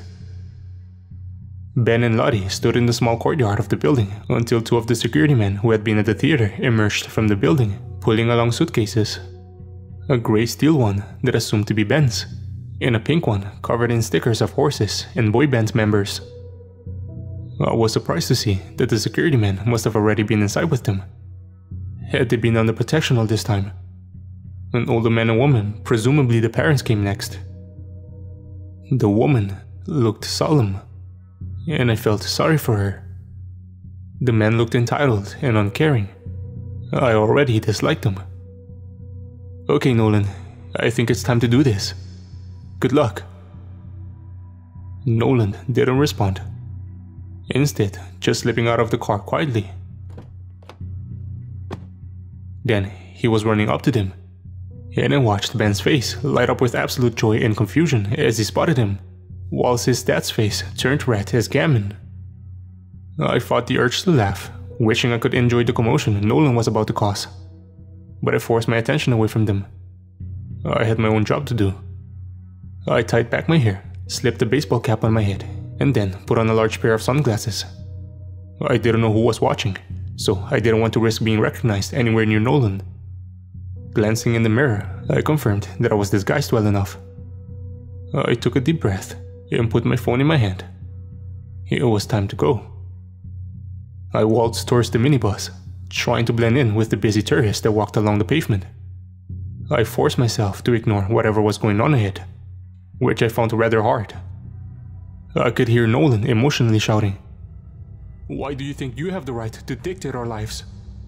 The commotion it was causing had made passersby stop and stare, and that was perfect. because I knew that it meant anyone watching out of the van would be focused on the courtyard rather than me. By the time I was slightly behind the back end of the minibus, I was too hyped up to listen to the scene. Blood rushed through my ears as I looked out for traffic before freeing across the road. As I stepped off the curb, I allowed my phone to slide out of my hands onto the concrete beneath me. It fell with a bounce, slipping underneath the minibus, which was exactly what I wanted. I bent down as though to pick it up, crouching behind the van. I slipped the tracker out of my jacket pocket and tried to clip it onto the bumper of the vehicle as quickly as I could. My hands were sweaty and a little shaky, so I kept sliding onto the ground with a small thud. Panic overtook as I tried a third time to attach it. I was sure that I would have to give up and tell Nolan that I just couldn't do it. However, to my relief, I suddenly felt the click under my hand that told me the tracker was finally attached. I almost punched the air with triumph. But then I heard a van door slide open and a shadow fell beside me. My heart leapt into my throat. I expected to feel the rough grab of one of the security men, and I tensed my shoulders, ready for it. I heard footsteps walking away from me, towards shouting in the courtyard. With Nolan clearly doing a fantastic job at distraction, I swiftly grabbed my phone, stood up, and walked away. I made myself at home in an old second-hand bookstore, curling up in an armchair in the corner with a book for cover. I urgently loaded up the app that would tell me if the tracker was working. To my absolute joy and surprise, I saw a moving green dot. It had worked. By the time Nolan and I met at the car, the app showed that the van had stopped several times but was heading up the motorway. And so, we set out on yet another road trip. One that would take us several hours. We were heading north. Nolan was quiet. It was clear to me that he was upset after the argument with Ben's dad. Small talk wasn't distracting him. So I took the opportunity to dig a little further into everything I was trying to understand. This binary pinwheel, I started, hoping I could suck him into a conversation about science. When the stars do eventually collide, do we know for certain that they will release a gamma ray burst that will hit Earth? There's no certainty, no definite answer. I said this last night. For a start, the collision might not even result in a gamma ray burst, from what I understand.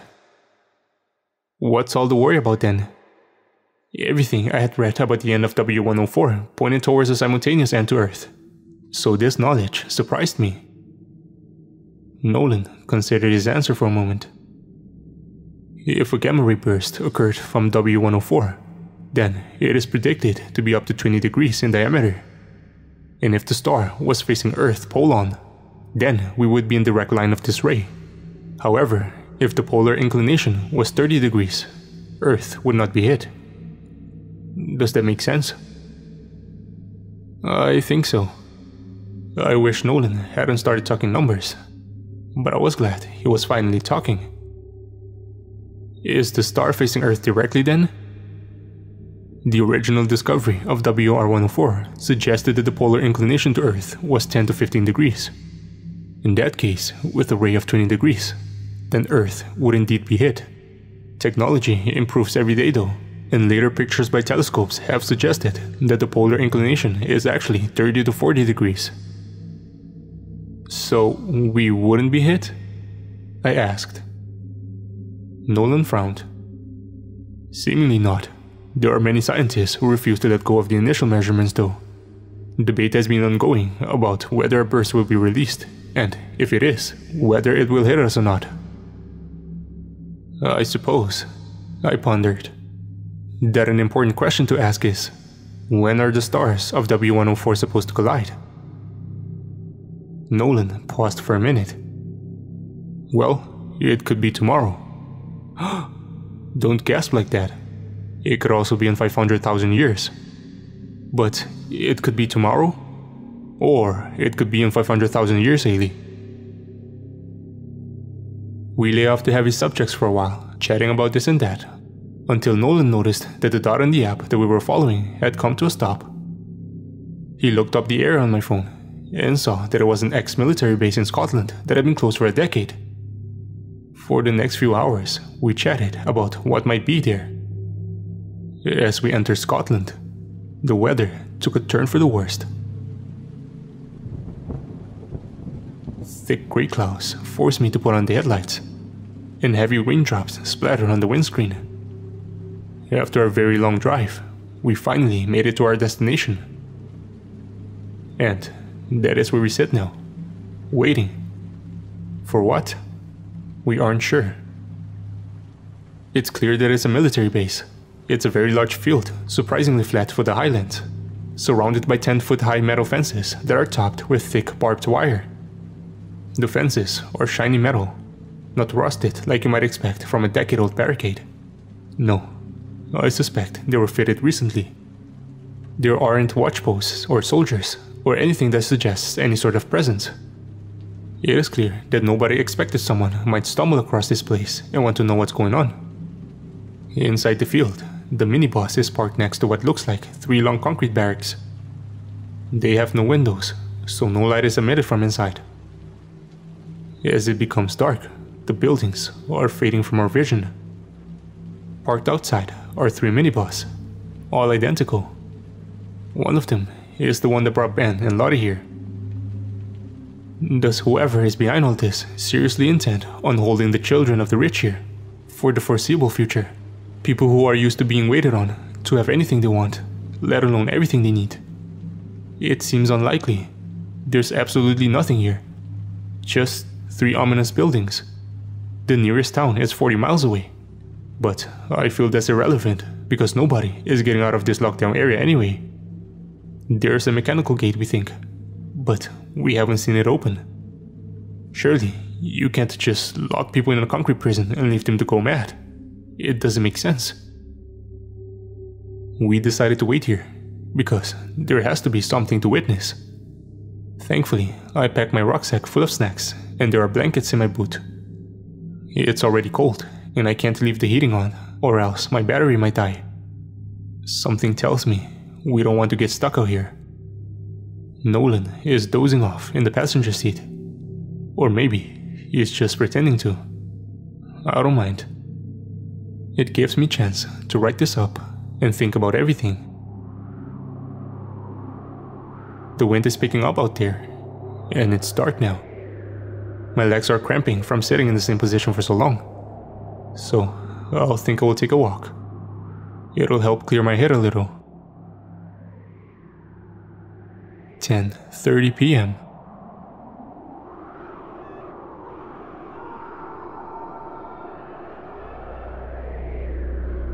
There were screams traveling in the wind from the direction of the concrete buildings. Real screams. Human screams. They were full of absolute terror, and there were so many of them. Even over the wind roaring, I could still hear people shrieking. At first, I thought it must be my imagination warping the sound of the Scotland gales. So I woke Nolan and dragged him out of the car. I watched his face pale, and I knew he could hear them too.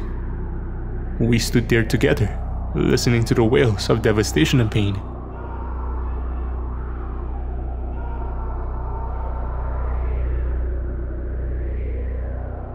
Then, everything but the wind stopped. Nolan is losing it. I think he's going to do something stupid. For now, I've managed to drag him back into the car while we try and decide what to do next. What is going on inside those concrete buildings? I'm not sure I want to know anymore. The screams we had heard outside were still ringing in my ears. I knew they'd haunt me for a long time. It wasn't clear what had caused them, but the only place they could have come from was the military base. There was nothing else around here. I couldn't keep Nolan inside the car for long. He was becoming hysterical, and being trapped in such a small area was making him panic. When I suggested to have a look around, he jumped out and ran towards the fence. "Nolan!" I shouted over the wind, running to catch up with him. "Let's stick together, we don't know what's going on." He bashed his fist against the fence in frustration and shouted Ben's name, the wind carrying it behind us instead of towards the concrete buildings. We walked next to the fence for half a mile. but there were no gaps, no small gates, no way in. He finally let me guide him back to the car. We were soaked through from the rain, and both sat there shivering. I waited until Nolan's breath had slowed, then tried to get through to him gently. What I think we need to do is wait until someone leaves. It'll give us some information. What were those screams, Haley? His voice was full of desperation. Was it Ben? And Lottie? Why were they in so much pain? I wished I had answers for him. I don't know. Honestly, they were so loud. I just can't understand what was going on. Nolan started to cry quietly beside me.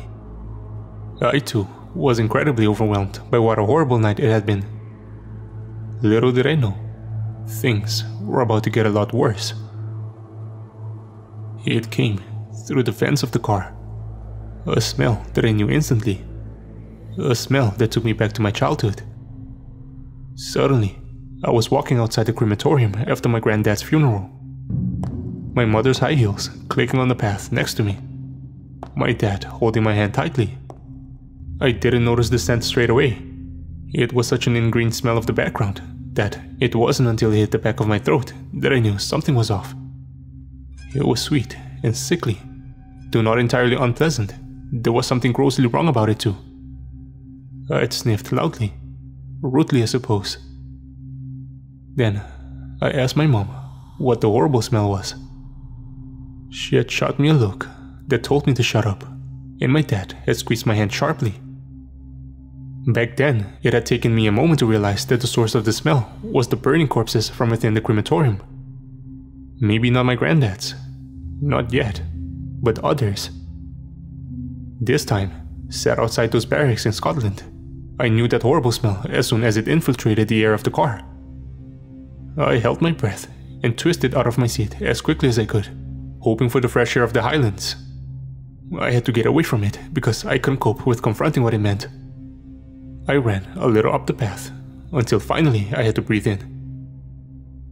To my horror, the smell was even stronger outside the car. My mouth watered excessively as my whole body was repulsed. Haley, what's wrong? Nolan had followed me. I looked at him for a moment, watching his expression turn to one of puzzlement as it hit him. What's that smell? I did cry then, and like my mother's sharp look, like my father's squeeze of my hand, my tears triggered Nolan's realization. Eyes wide, he looked towards the concrete buildings, but it was so dark out there that he was just looking into darkness. What have they done to them? He wailed, his hands yanking at his hair.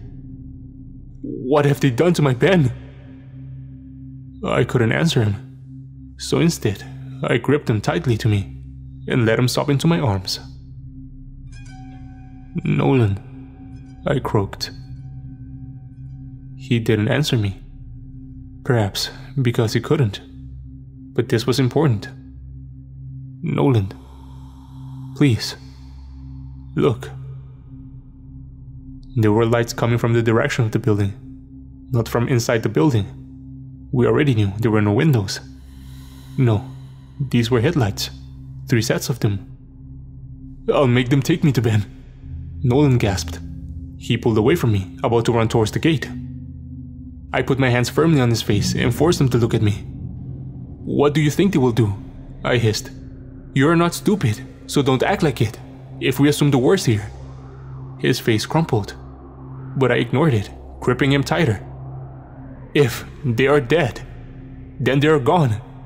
You running up to it will only get you killed too. I don't want to be here, if Ben isn't. His voice crumpled. And what if he is here? What if he's locked in there, and that smell is something else? You running up will only mean that they'll cut us off from investigating this further. Right now, we have a chance to get to the bottom of this. Whatever the outcome, we have to find out. For Ben, for Lottie. Get in the car, Nolan. Please. I almost collapsed with relief when he nodded. We watched from my car as the lights grew brighter. We didn't hear the rumble of engines, not over the wind, but we did hear the creak of the mechanical gate as it opened. The 3 minivans sped out and turned away from us, back the way we had all arrived. They hadn't seen us in the dark. Within the blink of an eye, they were gone. The gate immediately closed behind them. We sat in silence for a moment. "Is this your plan?" Nolan spat at me. "Let them drive away? Why are we not chasing them, for God's sake?" I ignored the viciousness of Nolan's tone. I felt like I had been crushed by a ton of bricks, so I couldn't even begin to imagine how he was feeling.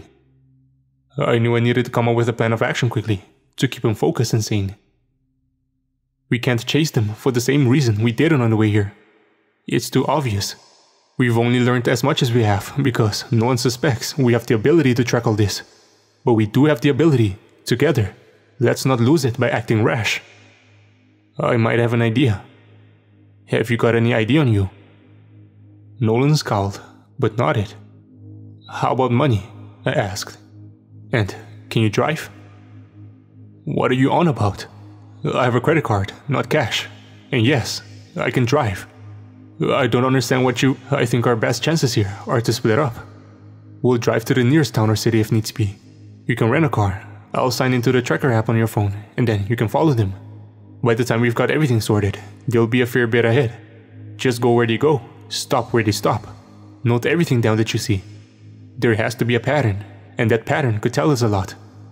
I'll head back to the city. I still got some lists to follow at home. We'll meet back up as soon as we can, and see what we've got. Nolan didn't answer, but he didn't disagree either. I jumped on his silence, starting the engine and pulling away. I was aware that the sun was due to rise, and I did not want him getting so much as a glimpse on those concrete buildings. It was best left in the dark for now. As we passed the mechanical gate, he started to protest, but I interrupted him. Whatever happened in there, we can't get in. We can go after whatever is coming next though. It's time to leave. A few hours later, I said goodbye to Nolan as he drove away in a hire car and set off on my way home. I knew that we should have probably booked a couple of beds somewhere in Scotland and got some sleep. But I also knew that neither of us would be able to sleep. Why not just push on?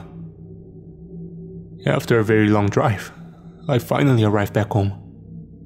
I was completely exhausted by that point and crashed out on my sofa. When I woke up, I checked my email. Dr. Madden had replied, not long after I had emailed her actually. But I was not all surprised, given my subject line of bright stars and spaceships. She wanted to meet as a matter of urgency, and followed it up with several more emails asking when was suitable. I thought about Dr. Madden's place in all of this madness. She was right there at the beginning of Professor Gardner's discovery, and she had evaded me for 3 weeks, following whatever actually went on during the Astronomy Institute's open evening in March. She had only opened up to me when I had cornered her at the theater, where the conference of mathematicians and scientists had taken place. And still then, she had tried to manipulate me. Nolan's dad, Dennis Houghton, and the CEO of BOS, Christopher LaRue, knew who she was, and had even exchanged an email that had mentioned her. Get in touch with Madden and tell her to find a way to deal with it before I do. She seemed to be everywhere. What part did she have to play in all of this? Was she responsible for Gardner's death? Was she responsible for the death of Ben, his younger sister, their peers? Were they even dead? My mind kept pulling me back to the vision of Lottie's pink suitcase, watching it being dragged along by the security man outside the Oxford flat. I'd never forget those childish stickers of Pony and musicians. Just like I'd never forget the screams that traveled in the wind in Scotland. As those screams echoed around my soul, I felt a sudden and intense anger overcame me, the entirety of it directed at Dr. Madden. I fired back an email to her, telling her to meet me that evening. I was done playing games. Just after I had emailed Madden, I received a text from the porter who worked at Professor Gardner's college residence. Thomas. I tried to cool off a bit as I responded to his own wish to meet. He wanted to know if it was too late to get a late lunch. There was something he wanted to tell me. I hadn't any intention of asking Thomas for permission to record our conversation. Neither did I intend on doing it secretly. So I was surprised when he asked if I could, going as far as to suggest recording it on his own phone and sending it to me if I didn't have anything with me to use. He said he had something to confess. I placed the dictaphone on the table and asked him what it was he wanted to say. He jumped right in the deep end.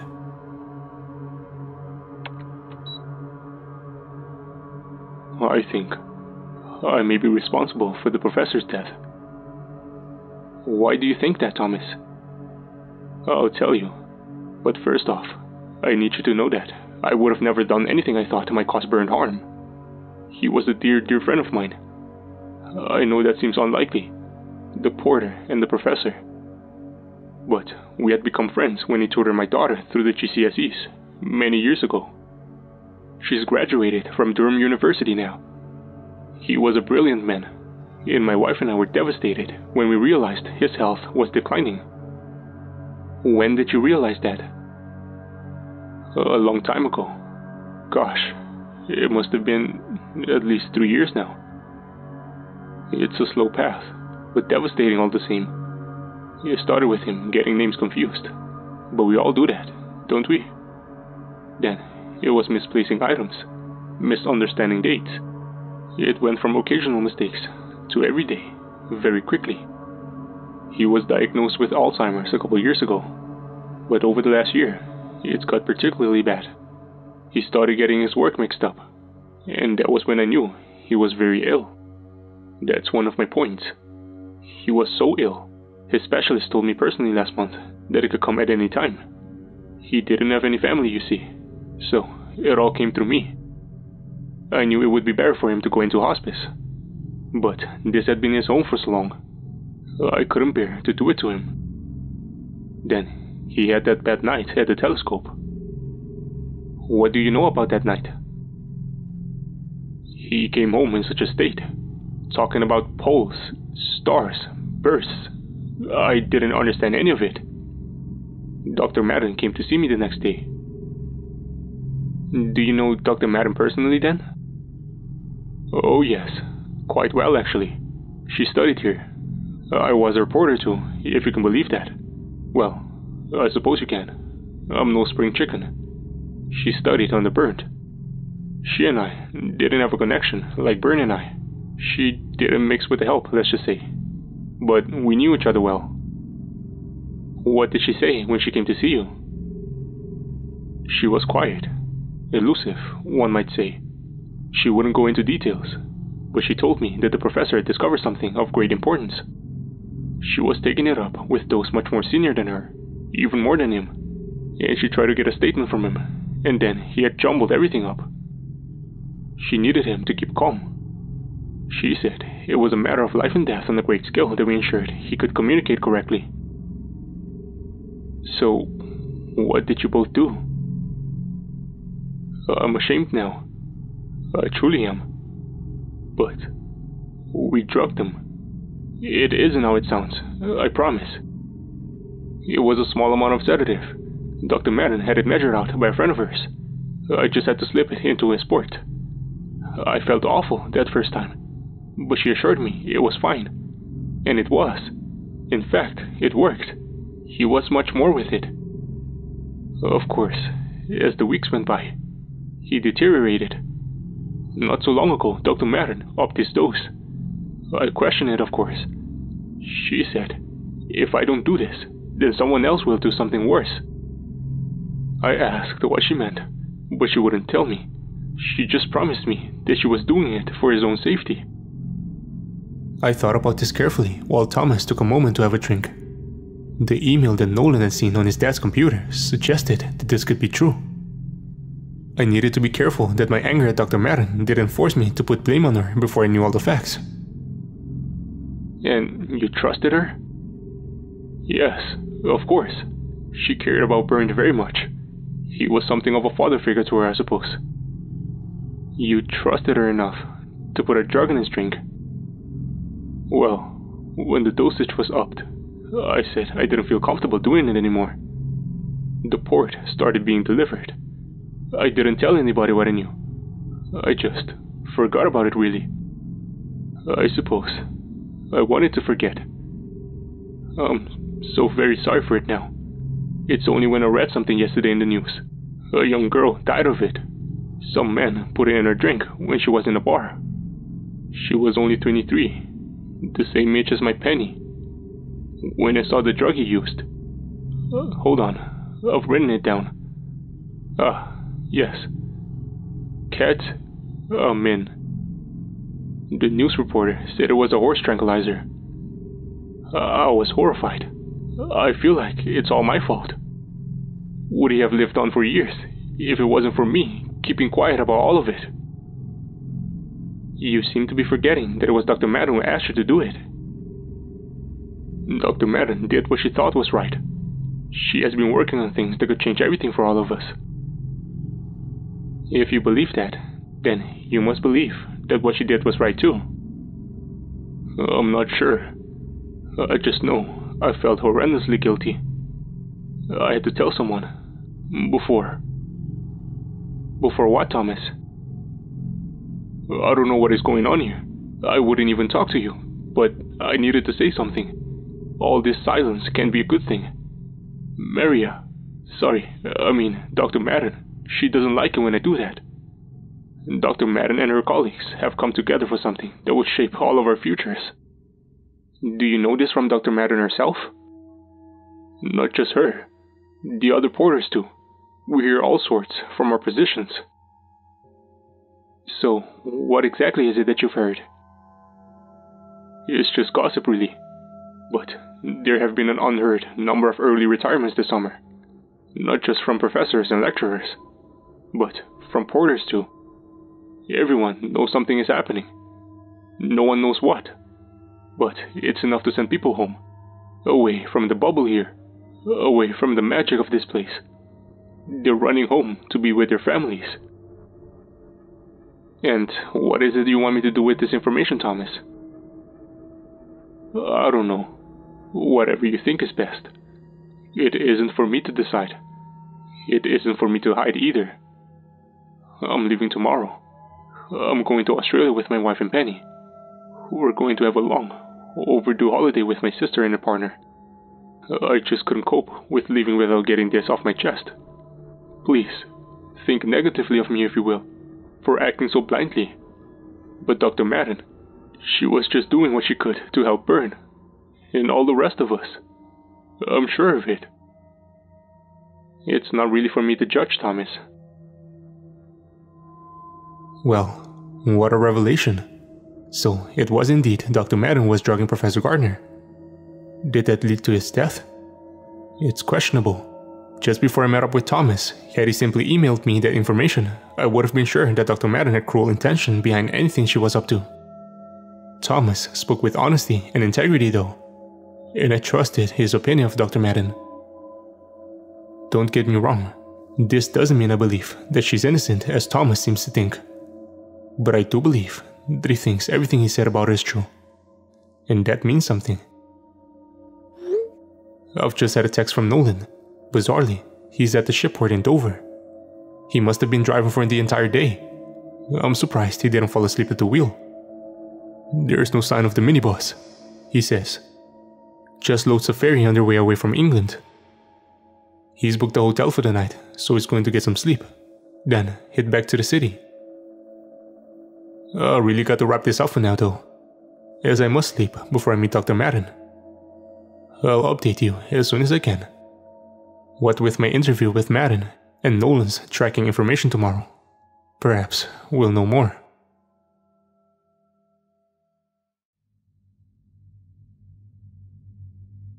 I am truly sorry for taking such a long time to update this. But I've had a lot of decisions to make, and all of my energy has been drained on trying to decide what the right thing to do is. I have a lot that I need to write down, but it's going to take me a while to explain everything. I'm not sure I'm making the right decision by sharing this here, but I'm going to go ahead and do so anyway. When I last updated you, Nolan was in Dover, having followed the minibus there after they left the military camp in Scotland. We believed we had been close enough to hear and smell the murder of his friend Ben and the other children of the rich. Everything was extremely confusing, and the investigation appeared to point towards the gamma ray burst hitting Earth in the near future, despite the fact all public research pointed towards that being very unlikely. I made my way to the biomedics laboratory where Dr. Madden had requested me meet. I had already been there once before, when I had skulked around after two scientists committed suicide by jumping from the roof of the building. I had also first seen Nolan here, arguing with his dad about his father's part in his madness. I'd never actually been inside the building though. The same security man that had guarded the doors of the theater during Madden's conference guarded the doors of the biomedics laboratory too. This time, instead of blocking me, one took me inside. I followed him in silence down long, steel grey corridors as our footsteps echoed around us. There was no artwork on the walls, no carpet to soften the place up. It was all very cold and clinical. I was shown into a small room that reminded me of a police interview area. A large grey table and 4 steel chairs were the only furniture in the room. In fact, it was totally empty other than that and a small intercom attached to the wall. "I'm going to have to search you," the security man informed me. I thought about protesting, but something about the tone of the security man's voice made me realize that if I did, then I would be probably ejected from the area. I wanted this interview, so I nodded curtly. He took my dictaphone from my inner pocket and then left me with my hand back. I didn't bother commenting, instead taking a seat and waiting for Madden. I didn't have to wait long. She breezed in after a few minutes, closing the door behind her and sitting opposite me gracefully before offering me a weak smile. I didn't return it. Instead, I jumped right in. "I knew you were involved in Gardner's death. Even if you did not intend for him to die, I have proof that you took illegal, immoral risk to silence him. Evidence that will stand up in court. So I suggest you give me a very good reason to keep it to myself, Dr. Madden." Madden froze. She closed her eyes and took a deep breath before looking at me. Her eyes were watery and her lips pursed. She swallowed noisily. Bernd was a wonderful man. He was very important to me. I don't have any family, and I've never really had time for friends.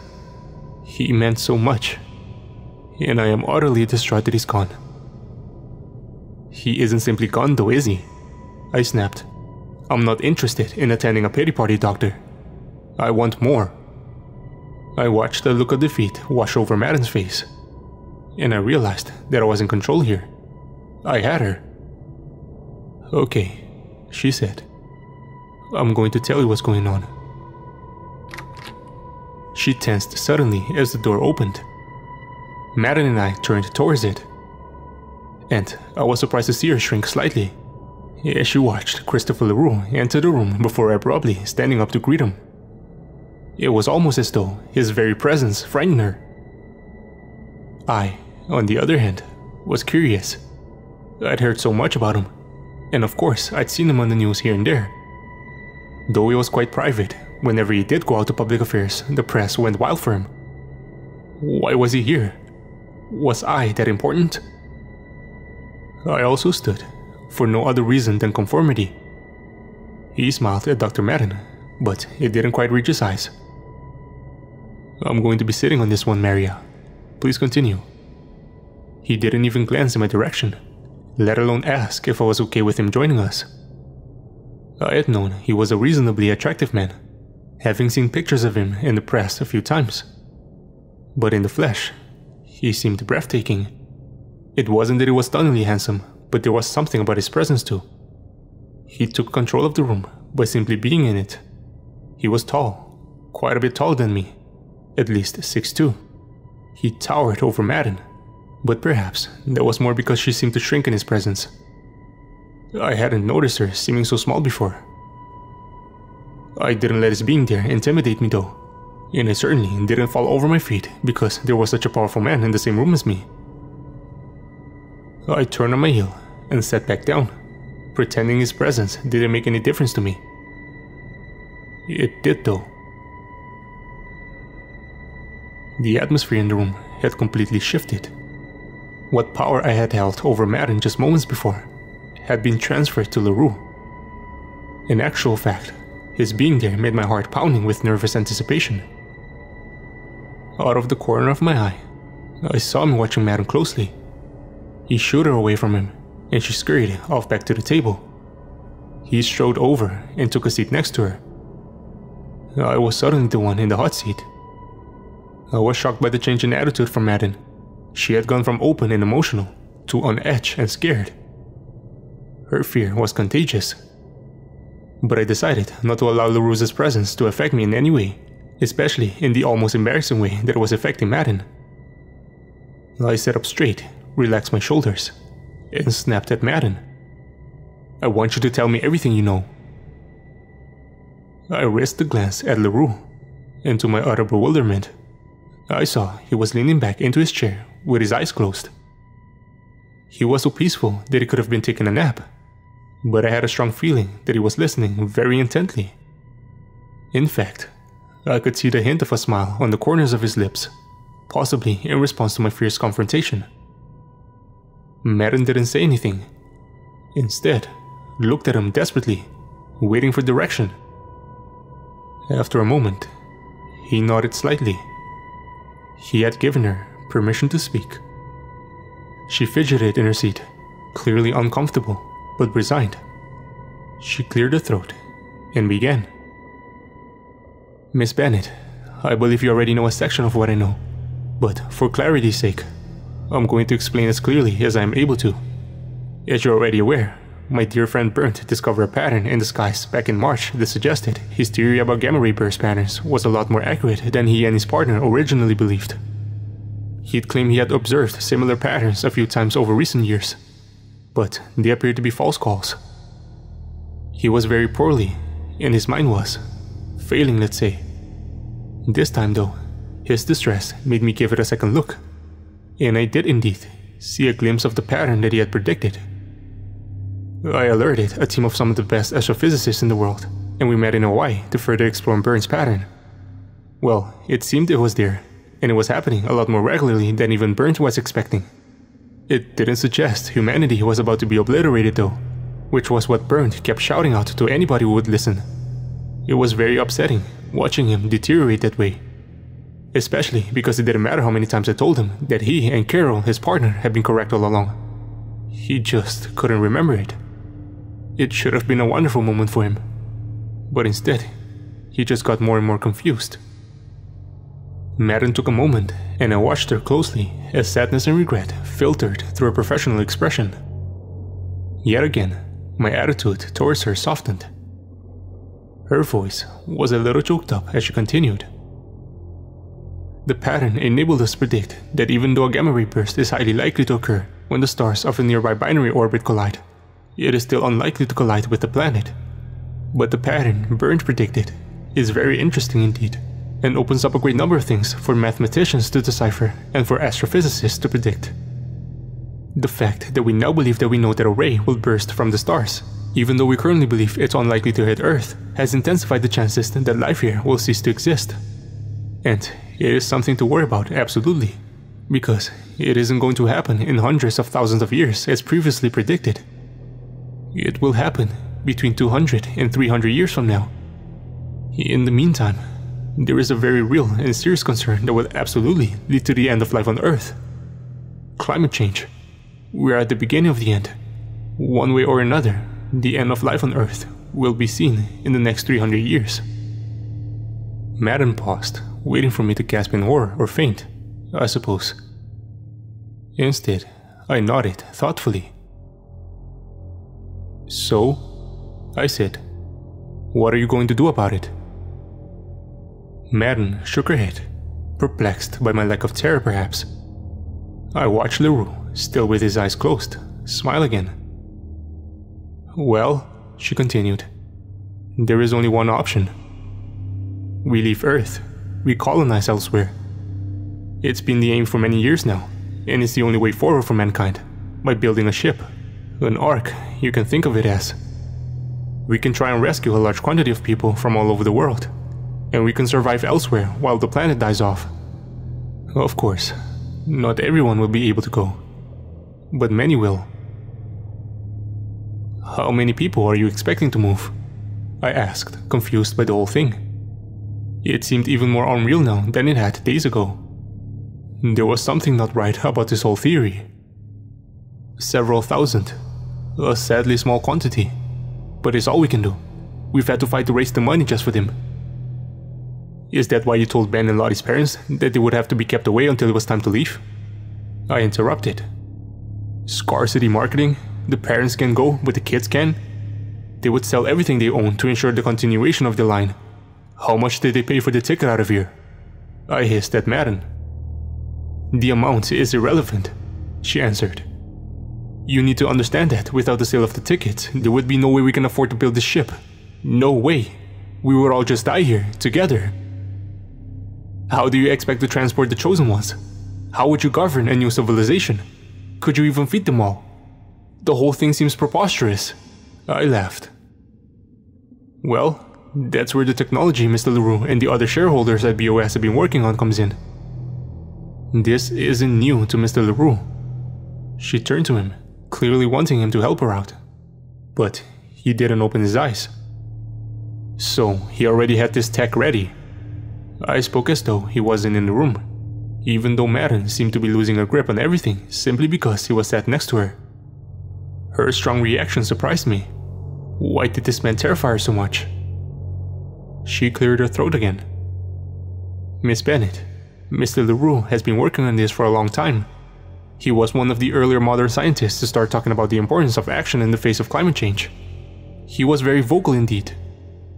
LaRue didn't react at all, even though Madden and I were discussing him. I felt unnerved by his odd behavior, but I didn't let it show. Turning back to Madden, I got back to business. So, you told some rich parents that they are buying tickets to get their children off the planet. They plunged a load of cash into BOS, so this Ark could be built. The thing is, you never had any intention of taking their children, did you? So what was behind it all? What's the truth? Dr. Madden frowned at me, clearly confused. She opened and closed her mouth a couple of times, the suddenly gormless attitude making her look like a trout. I don't quite follow what you mean, Miss Bennett. Clearly not, I mocked. Let me spell it out for you. I know about the center in Scotland. I followed them. I know what you did. Of course, I didn't know anything. I suspected, sure, but I still believed I could have misinterpreted what happened in the Highlands. I was hoping that if my suspicions were correct, then I could shock her into a confession. If they weren't, then I could make her want to assure me that they hadn't killed anyone by telling me what they had really done with them. But Madden still looked totally confused. Scotland? She muttered. She turned to LaRue, who was now paying attention. He watched me with a slight smile on his face, either oblivious to Madden's growing panic, or simply uncaring. Mr. LaRue? Madden sounded desperate. What is she talking about? Why is she saying they are in Scotland? I thought they were being taken to Switzerland. I watched her question him nervously, her voice barely over a whisper. I thought they were going to be joining us during the first launch. LaRue ignored her, instead just smiling at me.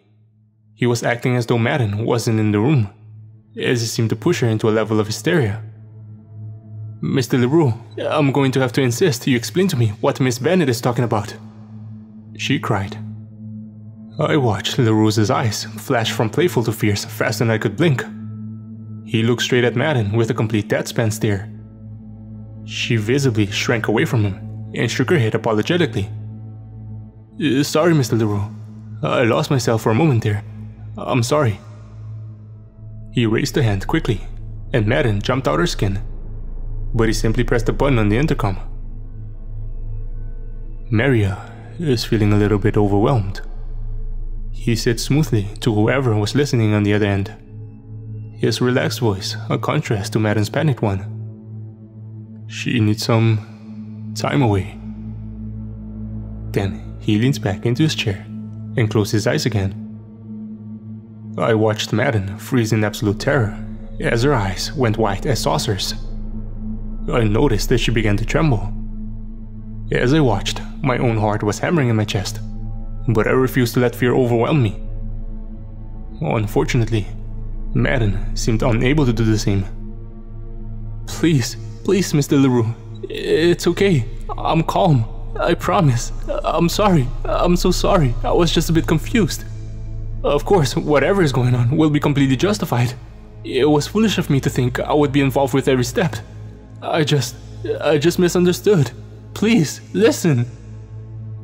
LaRue just sat there, eyes closed, pose still relaxed, pretending he couldn't hear Madden's pleas. Then, the door opened and one of the security men came through. He guided Madden until she stood. She looked at me like a deer caught in headlights, her eyes pleading with me. I was confused and unsure what she thought I could do. She gave up on me, instead turning to the security man who gripped her arm tightly. Let go of me, right now. I can leave the room on my own. But he also acted as though he couldn't hear her. He removed her from the room with ease, closing the door shut quickly behind him. I was in total shock. What had just happened? Who was the terrifying man I had been left alone in the room with? He opened his eyes then, and smiled at me again. This smile reached his eyes. I was unnerved to see him look at me, as though he were impressed with me, like I'd passed some sort of terrifying test. But I still refused to show any emotion. I wouldn't let him see an ounce of fear. I looked at him defiantly, and smiled back at him. Shall we continue? I asked. He laughed loudly, a bark that made me jump, but thankfully he was too busy pushing his chair closer to the table to notice. He leaned across the table to be closer to me. You're good, Haley. Really good. I feel a little sick to admit that his compliment flattered me. Something about this man was very enthralling, and I was pleased that I impressed him. You're very different to Maria. He nodded towards the door. She's smart, don't get me wrong. She's just sucked into her own tiny area of expertise that she seems to miss everything else going on around her. The amount of times I've wondered how someone so smart can act like such a moron. Well, she bored me very quickly, but she had uses. You, on the other hand, you interest me. You don't miss a trick, do you, Haley? I narrowed my eyes, weary now. LaRue was like a viper playing dead, luring you into a false sense of security while you got ready to strike. The man sitting opposite me was very dangerous, and I felt strongly that I needed to keep my wits about me if I wanted to walk out this building. The fear I felt was crippling. My nerves overwhelmed me so much that my entire body felt numb, so I was pleased when I managed to speak without my voice shaking. Can we get to the point? I asked, forcing my tone to sound lazy. He laughed again, clapping his hands together. I was disturbed to realize that this man actually liked the way I was acting. What did they say about who I was, if a man so terrifying had taken a liking to me? Haley, we can certainly get to the point. I'm going to tell you the truth, not that rubbish that Dr. Meta thinks is the truth. You deserve more. I'm going to tell you the truth that only a handful of people know. It's really quite magnificent, if you can let go of your sentimental side. It's exciting, I promise. A bit scary in parts, maybe. But wow, it's so exciting. Are you ready to know the truth, Haley? Are you ready to know how I have guaranteed the survival of the human race? I've got to pause here. I know it's cruel of me, but I have very limited time, and I have things I need to do. I'll finish this soon, I promise. There will be more. I'd heard lots of theories, claims, and lies over the last week. But this time, I knew that whatever LaRue was about to tell me was the truth. There was an atmosphere of finality in the room while I waited nervously for him to begin. When I looked into his eyes, I found a sincerity buried somewhere beneath his predatory stare. One of his security men brought in unscrewed bottles of water. Leroux took a swig and noticed when I hesitated. He raised his eyebrows. Poisoning isn't my style. I find it quite cowardly. It's much more maddening. He smiled nastily, and I felt revolted that he could find amusement in the death of Gardner. I took a swig of the water, hoping that it would make him stop staring at me for a minute. It was so intense that I felt like I was looking directly into the sun. He didn't stop staring, but he did start talking. Haley, if you had a choice between making the end of life on Earth easier on humanity, or turning your back on almost the entire population but giving humanity the chance to thrive elsewhere, which would you choose? I turned my back on him. I answered so quickly that I felt uncomfortable. Was there something about Leroux's insidious ambience that was contagious? Why would you choose that? I took my time with this one, trying not to act coldly. I think that giving humanity the opportunity to continue the next stage of evolution is extremely important. If I could truly help people, it wouldn't make sense to stay behind and die. Leroux nodded. I agree that it is more important to direct humanity into success than to lie down and fail with it. It was quite a jump from what I had just said, but the perception of a statement can tell you a lot. I didn't correct him, instead letting him continue. One thing that Madden is correct about. We are approaching the end of life on Earth. The gamma ray burst effect that got people to finally start paying attention in March is still unlikely to hit Earth. But being certain that one would occur certainly gave us a higher chance of extinction. While all these brilliant scientists were congregated, he sneered. They finally agreed on something that I had warned them about years ago. Humankind has less than 300 years to find a way to survive. This felt like a stab in the chest. Could this really be true? I interrupted without thinking. How sure are you about that number? Leroux tutted at me impatiently, a flash of anger crossing his face. I wouldn't say it if I wasn't sure. I made a mental note not to question him in that way again. At the time, I let myself believe that I wanted to get the best quality answers without pushing him away. But looking back, I can accept that I was scared of making him angry. I tried to divert his anger away from me. You said that Madden only thinks that she knows the truth. What's false about what Madden told me? With that, Leroux stood up and walked towards the door. I have some things to show you now. After Leroux had exited the room, I briefly found myself frozen to the spot. However, I knew I didn't have time to properly process what he was telling me, so I took some deep breaths to calm myself before joining him outside the room. I followed him through a maze of corridors until we arrived at a dead end. Leroux marched towards the gray steel wall at the end of the passage. Inside me, a ball of fear twisted in my stomach. What had I willingly walked into? He stopped just in front of the wall, lowered his head, almost as though he was praying. After a moment, he spun around, holding something black in his hand and pointing it at me. I tried my best not to jump, but I couldn't hide my nerves totally. He smiled amusedly and then showed me what he held in his hand. It was some sort of device, larger than a phone but smaller than a tablet. I need to ensure my security system knows that you're not a threat, he explained.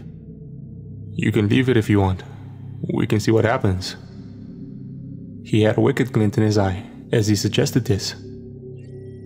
He scanned me quickly with the device, then held his hand against the wall. It shifted slightly into a new position, which confused my brain, like some sort of optical illusion. I watched with interest as Leroux located a handle and pulled the wall, which was actually a door, towards us. He held out an arm, urging me to enter before him. With a deep breath, I did as he wished. I was in a large room that had been painted a magnificent white, so bright that it made my eyes sore. In the middle of the room was the model of a spaceship, taller than me. The large cylinder replica completely dominated the area. My original design, Leroux announced behind me. He swept past me and pressed something on the side of the model, and it clicked open, revealing the interior. If only I could have taken a picture. The model had magnificent detail, with multiple sections throughout the ship that were very clear. At the bottom of the model, which sat by my feet, were huge tanks that could only be designed to hold fuel. Above them, there was what seemed like a huge storage area with massive crates. Next came a living area with various recreational rooms, a high-tech gym, a lounge with televisions and video game consoles, a library, and a study area. There were hundreds of small cabins that held nothing but 4 beds. The top third of the model seemed to be about ship control, holding lots of computers and screens. Leroux pressed something on his device, and to my amazement, the entire model lit up. Tiny versions of everything went into motion. I gazed at it in awe. I felt childish delight at being near a model full of so much detail. Despite the seriousness of the situation, I had to fight the urge to fiddle. Then, I felt Leroux's eyes boring into my back, and I forced myself to remember my surroundings. This really is incredible, I had to admit. But this means what Madden knew was correct. You are building an ark. She was right to believe that I designed a ship that could evacuate several thousand at a time. What she didn't realize, though, is that the design had changed a long time before she and her band of righteous martyrs had even heard about it. This ark, as she called it, well, there wasn't enough time for this to truly work, so I improved my initial design. He pushed past me and unclipped something before pulling out the entire middle section. There was nothing but fuel tanks, crates, and a control room with a large empty space between it. I was confused. Did you remove the living spaces so you could fit more people on? I couldn't see any other reason why he might have removed the dorms. More people. He laughed as though I'd said something idiotic, and I felt my cheeks blush. No, not more people. It's so I can fit in more of those. He pointed to the storage crates. I looked at him and frowned, confused. He smiled, obviously enjoying himself. Clipping back at the central part of the model, he began to explain. I was an environmental scientist before I decided to dedicate my time to engineering, and I told my peers and investors that we had to colonize elsewhere in order to survive. Mars, of course, is our only current option due to its distance and similarities to Earth. The idea of leaving our planet is disconcerting to many, but there hasn't been a choice for about 20 years now. We're past the point of no return. I told them that if they funded the design and build of my ship, then we would be able to continue the human species. I was greeted by a barrage of excuses. Too expensive, too far in the future to worry about. It'll be fixed by then, they insisted. He scowled as he spoke about them, and it was clear that he detested those who had impeded his plan. The absolute morons, of course. The damage they've done is unfixable. I told them that, but they chose not to listen. He glared into the distance, and I thought about what he had said. I'm not trained in science, but I followed the news, and I knew that Leroux's company, POS, had been heavily involved in Mars colonization. This sounded plausible, and I felt some relief at finally being able to accept what I was hearing. I knew that they were wrong, and so I buried myself into engineering. Leroux continued. I put my entire life savings, all my time, energy, and brainpower into designing a solution. And that design, this ship, was unlike anything any man had ever made before. There were lots of challenges along the way. How to fuel such a large ship, how to land, how to survive. But the most challenging problem that constantly restricted me was money. I worked hard to keep the cost low, but of course, to colonize on another planet costs an astronomical amount. Can you put a price on saving humanity? I asked. You'd think not, wouldn't you? Yet, our entire lives have been controlled by money.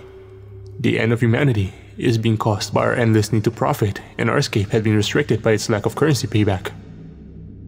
With my design in hand, I once again approached investors.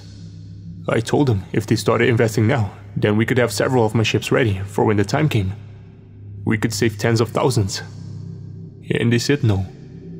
When I finally accepted how unwilling they were to actually do anything that would give humankind a chance, I also realized that their greed and stupidity would guarantee the end of everything humankind had achieved so far. I knew I needed to take matters into my own hands.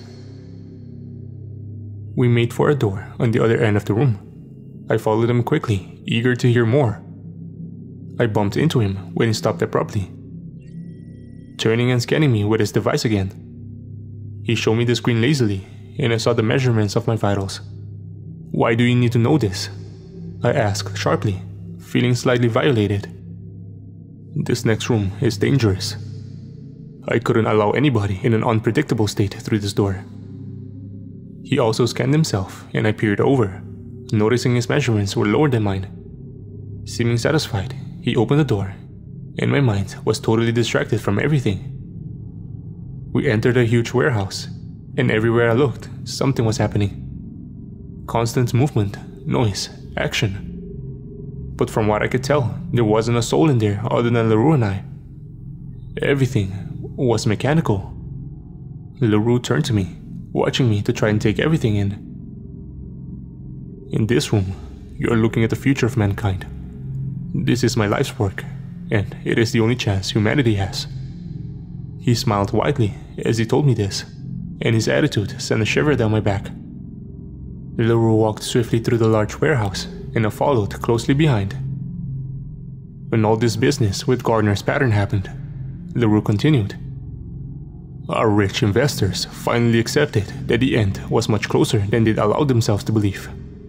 They started to panic, realizing that their family legacy would be ending if they didn't act fast. They had the cheek to order me to find a solution or be replaced. I reminded them that I had given them the solution decades before, but now it was too late.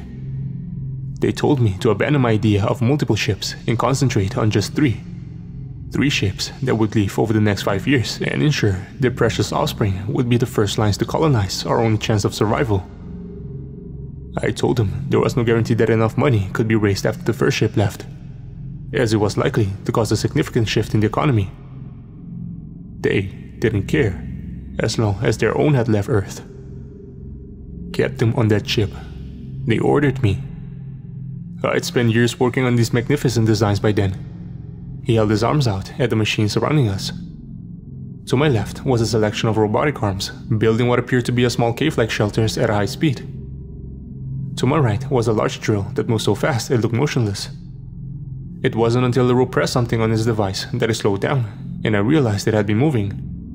Next to it was a machine that appeared to be building a much larger replica of the drill. I wasn't sure what he was getting at, and I was momentarily distracted when I noticed above us that there were multiple drones buzzing around. I wondered if this was a security system. When I looked back, he was grinning at me like a wolf. I knew that the best chance of survival would require masses of machinery, artificial intelligence, and genetic laboratories. The more people you try to take, the less chance you have of surviving. And I knew that the move needed to happen soon, because 300 years really is not a long time. It takes a long time to travel to Mars, and return ships to Earth might be needed before this planet's demise. Though we, you and I, won't be around to witness the complete end of life on Earth. In our lifetimes, we can expect to see the beginning of mass migration, which will cause total societal meltdown. There will be riots, wars, deaths. With civilization already on the brink of riots and wars, I had no trouble believing that something like mass migration would push that into reality. How awful that I could so readily accept that in the final years, instead of working together, people would probably speed up the process by declaring nuclear war on one another. Why do we live amongst so much fear and ignorance? And why are the people around the world so eager to manipulate that into hatred? It's tragic that humankind could end in such chaos, I muttered sadly. LaRue scowled at me. "Is it?" he snapped. "Or is it just weak? Humanity has been so greedy, so stupid. I warned them this would happen. I tried to help them. They refused. They were too busy killing everything around them so they could profit temporarily. If they had listened to me, they could have profited indefinitely." There was nothing to argue with, as LaRue was right. I quickly tried to keep him talking. What is it about these machines that will guarantee the future of humanity? Leroux gestured at the machine that was building a replica of the drill almost as easily as a children's jigsaw puzzle. The speed at which machines work is exceptional, as you can clearly observe. I spent a long time estimating the time it would take humans to create something livable on Mars, and it was nothing but a waste. By removing the living area in the ship, I was able to fit a host of machines that can do all of this in a fraction of the time that humans would be able to. How long would that take? I asked, trying to hide my discomfort at human lives being described as waste. He looked smug. Oh, only a matter of years. The machines would organize themselves to spread out to drill caves and plant farms. If there are any issues, they can be sent more instructions from Earth. I could do that from this very building. Eventually, it will be ready to introduce human life. And then you would send those that you have sold tickets to. I felt nervous approaching the subject, but I had to. My brain was telling me to remember the sort of person that Leroux was, because everything he was telling me was making too much sense. I knew it was important not to allow myself to sympathize with him, to get too wrapped up in his plan. I had to remember what he had done to Ben and Lottie. He ignored me though, instead continuing in his own way. I knew that the method to pursue in order to ensure survival would be to have machinery in control of pretty much everything happening on Mars.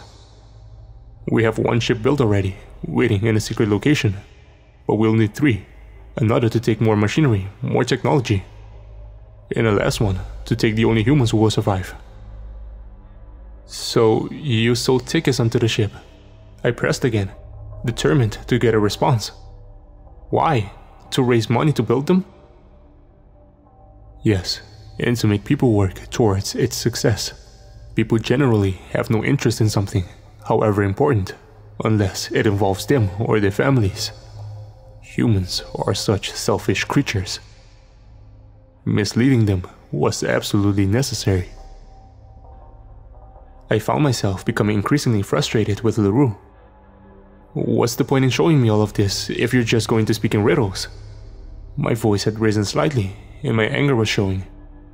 Immediately, 4 drones flew in and hovered between Leroux and I. I could just about see my name and stats on the screen. Underneath was a button that said disengage. Leroux looked at me pointedly, his finger hovering over it. He seemed to pause for a moment before pressing down. The drones immediately flew away. Best not to raise your voice in here, Haley. I told you, you must stay calm. If I hadn't set you up on the system, they wouldn't have been so patient. He gave me a minute to relax, then carried on. The cost of transporting people is large, and I told him that so many years ago. I told them they needed to start investing in it, but they refused to because they were incapable of seeing the bigger picture. Now, the cost of importing machinery is also large, and if you had the choice to spend money on humans who would slow the production of a colony to dangerous levels, or to spend money on transporting technology that could do it in a fraction of time, which would you choose? Is there really any choice in any of this? Leroux laughed. No, of course not. It interests me though. I've been looked at as a monster for being prepared to do whatever it takes to ensure we can survive. Yet the monsters are the ones who got humanity in this mess in the first place. People are so quick to cry ethics until they're directly affected by it. I'm prepared to do whatever it takes to save humanity. Surely, that makes me a hero, not a villain. He led me into a new room, and once the door closed behind us, silence filled the space. This room was worlds away from the factory scene behind. From floor to ceiling, every wall was covered with massive mahogany bookcases that were filled to the brim with books. There must have been hundreds of thousands of volumes. Ladders on wheels leaned against each bookcase, so access to all was possible. In the middle of the room was a large Persian rug, which housed a selection of expensive leather sofas and armchairs, a drinks cabinet, and a desk. On the desk were 3 large hard drives. Leroux made his way over, and I heard the chink of glass. But I couldn't take my gaze away from the magnificent collection of books. I eventually turned my attention back to Leroux. He was sat in one of the armchairs, watching me intently. Once again, he looked predatory. with something in his eyes suggesting he could pounce at any moment. I felt the urge to run, but there were 2 drinks on the table next to him, and I knew he expected me to join him. I focused on the beauty around me rather than the fear inside. I could spend an age in here, I said, taking a gulp of my drink, still looking around in wonderment. Indeed, he said. This room holds the absolute best of humanity. If you take everything meaningful that humankind has achieved and condense it into raw data, you can fit it on devices so small they can fit into a pocket. One day, artificial intelligent machines will be able to continue their research and eliminate the need for humankind themselves. I felt very uneasy about what LaRue was suggesting. In that case, you wouldn't be responsible for the continuation of humanity. You would be responsible for an age of machines. That's not my intention. I want to give humanity the chance to thrive amongst artificial intelligence. I want to give us a fair shot. Do you not think it disturbing that the privileged think they deserve the spaces out here more than anybody else? If there was limited space, then it would make sense to send people who could work to ensure our survival, I said, almost parroting what Madden had said to me. There is limited space, and so it makes sense to condense everything down to its smallest form and send machinery that can set it up on our behalf. Don't you agree? I found it hard to disagree, so I diverted with a question. What if something goes wrong and no other ships can be sent? Like you said, the economy is going to be shaken. How can you guarantee that the machinery won't just end up left there, with no way for humanity to join it? As I have already said, those who have tickets purchased will indeed arrive in Mars on the first ship. My heart skipped a beat. Does this mean that Ben and the others are safe? Will they be going on the ship? I suppose it depends on what your definition of safe is. LaRue's eyes darkened, and I was reminded of how dangerous he was. Follow me. He took me out of the library into a laboratory. It had a selection of drawers that all had some sort of smart lock on the front of them. He stood in front of a set. The cost to build my ship and the machinery required to build a life for us was huge. 320 billion by any chance? I asked. Oh, what a good little reporter you are, Haley. It would cost that much to take a selection of people to Mars and some machinery to attempt to colonize. But there was a problem with that approach. The chances of the colony working were still slim. They were higher than here, of course. And so the mathematician said that we would definitely die here. And we would probably die there.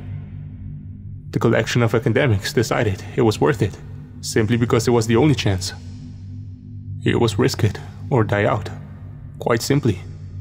But all of those brilliant minds together were still not as brilliant as mine alone. So what did your brilliant mind come up with then? I asked, desperately hoping that it didn't sound sarcastic. Words were failing me with the amount of information I was having to try to keep up with. He didn't seem to notice and continued. I let them think they were raising money for the original model of the ship. In the meantime, I had them working on the best way possible to survive. I've used the money to build everything you just saw in the warehouse. And all of my designs will actually give us a fantastic chance of survival. Their latest research will add a lot. So, you lied to them then, and sold people tickets onto a ship that they never had a place on. Oh, they have a place, Haley. He held his device to the drawer, and it popped open. He hovered a hand over it, turning to me before reaching inside. One of the things that angers me the most is that those cowardly little imbeciles only managed to raise the money when they believed they were ensuring their own line. Their privileged young would be the first wave of humans on Mars. They didn't care about the others left behind. They thought their wealth made them more important than all the rest of humanity combined. The academics had no choice but to watch valuable space being taken up by politicians' brats and bankers' spawns because it was essential to raise the money.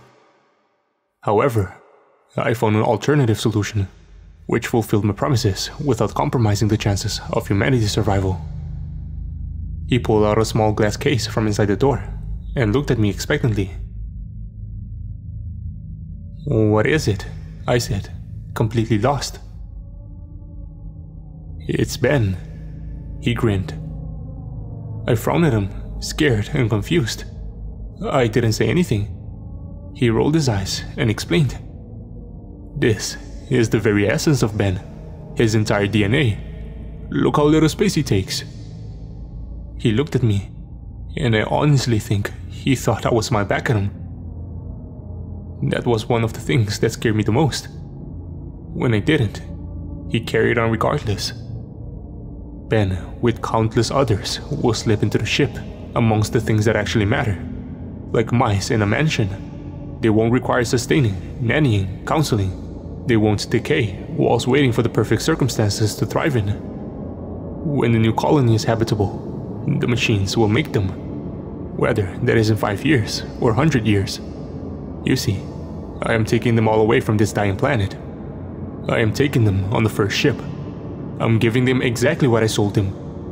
A ticket that guarantees their children will be the first humans to colonize Mars. A guarantee that their children will not have to witness the end of society. A guarantee that they will continue. I thought about the screams I heard from the concrete bunkers in Scotland. My suspicions, it seemed, were finally confirmed. LaRue seemed to be enjoying showing how brilliant he had been, with no trace of regret for the human cost of his plan. I was fast realizing he was a megalomaniac. My heart sank. "So, instead of actually sending them, you're going to clone them? What did you do with the real Ben?" LaRue looked petulant. "This is the real Ben," he snapped. "This is everything he is. He will be everything he was. Do you not see? There is no difference." His tone had gone from animated to vicious in one breath. "What did you do with the original Ben then?" I quickly backtracked, not wanting to irritate him further. I did not wish to see what would happen if the drones detected the sudden change of atmosphere in the room for a second time. "I think you already know that, Haley," he said quietly. "What about Nolan? What about Dennis Houghton? Are you going to kill them? The original them? What about you? Will you send your DNA? Will you go in person, as you are now?" "Of course I'll be sending my DNA. My machines will clone me when the time comes, if I am not alive to see it. Nonetheless, I fully intend on my original form being there within the next few years. Maybe on the second trip, more likely the third. I, along with a select handful or so, will be the only humans in their original form to step foot on Mars. Nolan had a place, though I'm not sure if that still stands. But that handful of people mustn't take precedence over the fact that I will be taking hundreds of thousands of people in their smallest form, that I can build when I'm ready to. There are still some things that confuse me, so I pushed past the ever-growing fear and remained professional. You have the most intelligent and wealthiest people on Earth working on a future that you are going to pull from under their feet. How haven't they figured this out?" LaRue looked bitter. "I suppose I'm somewhat underestimated. Not many know what I'm capable of. There are many specific areas that need to be worked on, and they get very wrapped up in their own areas. I do suspect that some of them realize my true intentions, because a few have suggested similar to themselves. The genetic scientists in particular balked at the idea of sending just several thousands from already closely linked families. Imagine the inbreeding that would occur. It doesn't actually matter though. I am the only power in all of this. Those that had the ability to do anything waited too long. Those who did voice disagreements with my ways have been moved on, let's say. What it comes down to is the fact that my approach offers the best chance for humanity. There isn't time for sentimental outlooks. They didn't leave time for that, and that is not my problem. Did Ben and the others need to die, LaRue? Could you not have kept them underground, then released them once you left? I wouldn't waste the resources on them. His face held no emotion, no regret. I didn't think he was capable of feeling a scrap of empathy. It's bad enough that these parasites will be feasting on the new civilization. Letting this new generation of the delusional elite also continue to drain the last embers of life from Earth seemed unfair. But it's human life. Someone's son, someone's daughter. I tried to reason with him. As were all those that would have been left behind. Aren't you someone's daughter, Haley? I closed my eyes and shook my head, trying to shake away the confusion and moral contradictions that overwhelmed me so. I hated myself for the part of me that could see the sense in what LaRue was telling me. As I looked into his dead eyes, I questioned what kind of person that made me. I turned towards the door, wanting to be away from this madness. Just as I was about to walk away, I turned back and said, "You know, it might not even matter what you do, LaRue. It could very well just end up the same all over again, but on another planet. Humanity might be destined to die out because it cannot handle how fast things have progressed around it. Maybe this is simply how it is supposed to be. There will be one very big difference, Haley. I have total control. There will be no mistakes like have been on Earth. No corrupt governments, no inbred monarchies, no controlling religions. And I know what signs to look out for, and I will cut any problems out like a tumor. And I am inviting you to join me." LaRue pressed a button, and the drones flew out of the room. I buried my face in my hands in shock, and laughed out loud. "But why?" I asked, incredulous at this turn of events. "I want someone to log everything I've done. I want to be written about. I want the world I left behind to know what I've done for humanity.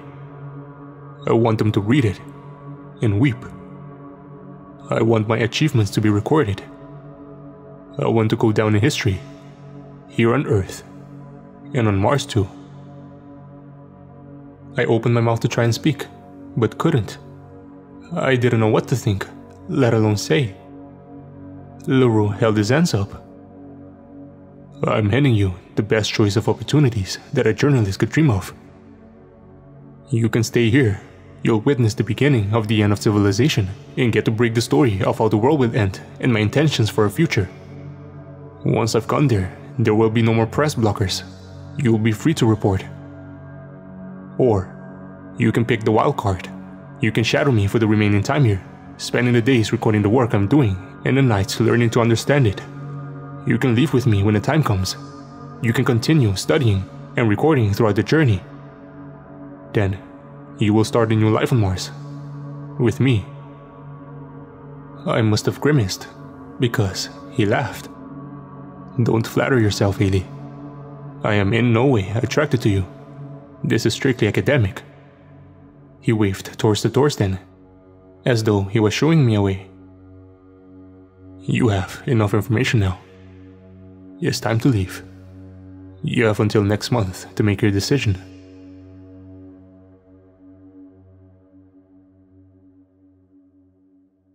As soon as I was out of the lab that held Ben and countless other dead people who had been at the very beginning of their lives, I ran down a corridor the opposite way of the warehouse. I ran, and I cried. Fear pushed me forward because the idea of drones creeping up behind me, one tiny pop, and it'd all be over, was utterly traumatizing. He could press one button on that device and I would be dead. He would always hold that over me, no matter what decision I made. I turned down endless corridors and eventually found an exit. I stumbled out into the night air, and I collapsed on the floor, sobbing. It was all too much.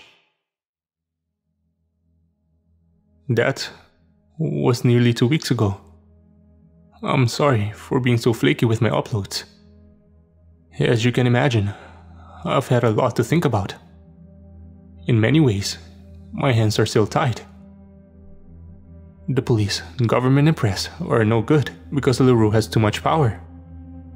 I thought about running, just starting a new life and waiting for the beginning of the end, somewhere luxurious. I could sell my house before the economy drops, live in a hut on a beach somewhere.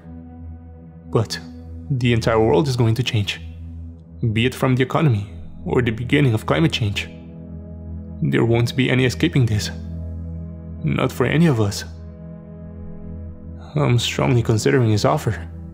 There are so many negatives, of course. Would I always live in guilt for the people I left behind? Would any new life I build on Mars be lived in fear that Luru would kill me if I didn't toe the line? Is that much different to now, though? He controls the people who run the entire world as though they are his puppets, and there is no escaping him. Would it really be much different on another planet? But who would not want to witness what must surely be the greatest adventure in the history of humanity? I could stay here and die slowly and miserably, or I could escape and see the new wave of evolution. I could go down in history. Maybe I could even become some sort of influence on Luru. He isn't the only one who can play games. I tried to contact Madden, just out of curiosity. Her phone is off. She doesn't answer her door. I asked around, but everyone stays silent. The whole city is silent right now. There have been other suicides in the last week, and I'm sure there will be more. I haven't spoken to Nolan. I haven't heard a thing from him since I spoke to him while he was in Dover. He doesn't respond to my messages, but his phone does at least ring out. Is he alive? I don't know. From what I could pick up, it seemed Dennis Houghton had a ticket out of here for Nolan. But I know what LaRuse's tickets are like. Maybe I'll see Nolan again one day. Or maybe he's with Ben now. When I started all of this, I believed that I was a good person. Now, I find myself constantly wondering if I'm as bad as LaRue himself. Over the last couple of weeks, my mind has continuously suggested to me that he made the right decisions. That all of the deaths are indeed worth the magnificence of what he has achieved. If LaRue is a monster, then maybe I am too. It's time to make a decision. Whatever the decision is, I'm afraid that I won't be able to update here any longer. If I decide to take LaRue up on his offer, then I will appreciate the need for total secrecy until I can break the story properly. Until it's the right time. And that won't be as a journalist. It will be a book about the life of the world's greatest mind. Because no matter how much I despise the way that LaRue has done things, I can't help but see how brilliant he actually is. Dangerously brilliant. But brilliant all the same. And if I stay, well, I don't think I would be able to go back to reporting about petty crime and local council corruption while I wait for society to melt down. Not after this. It just wouldn't do anything for me anymore. It all seems quite pointless. Everything here seems pointless. But maybe there is meaning. Maybe I can find something from all of this. Maybe one day there will be more.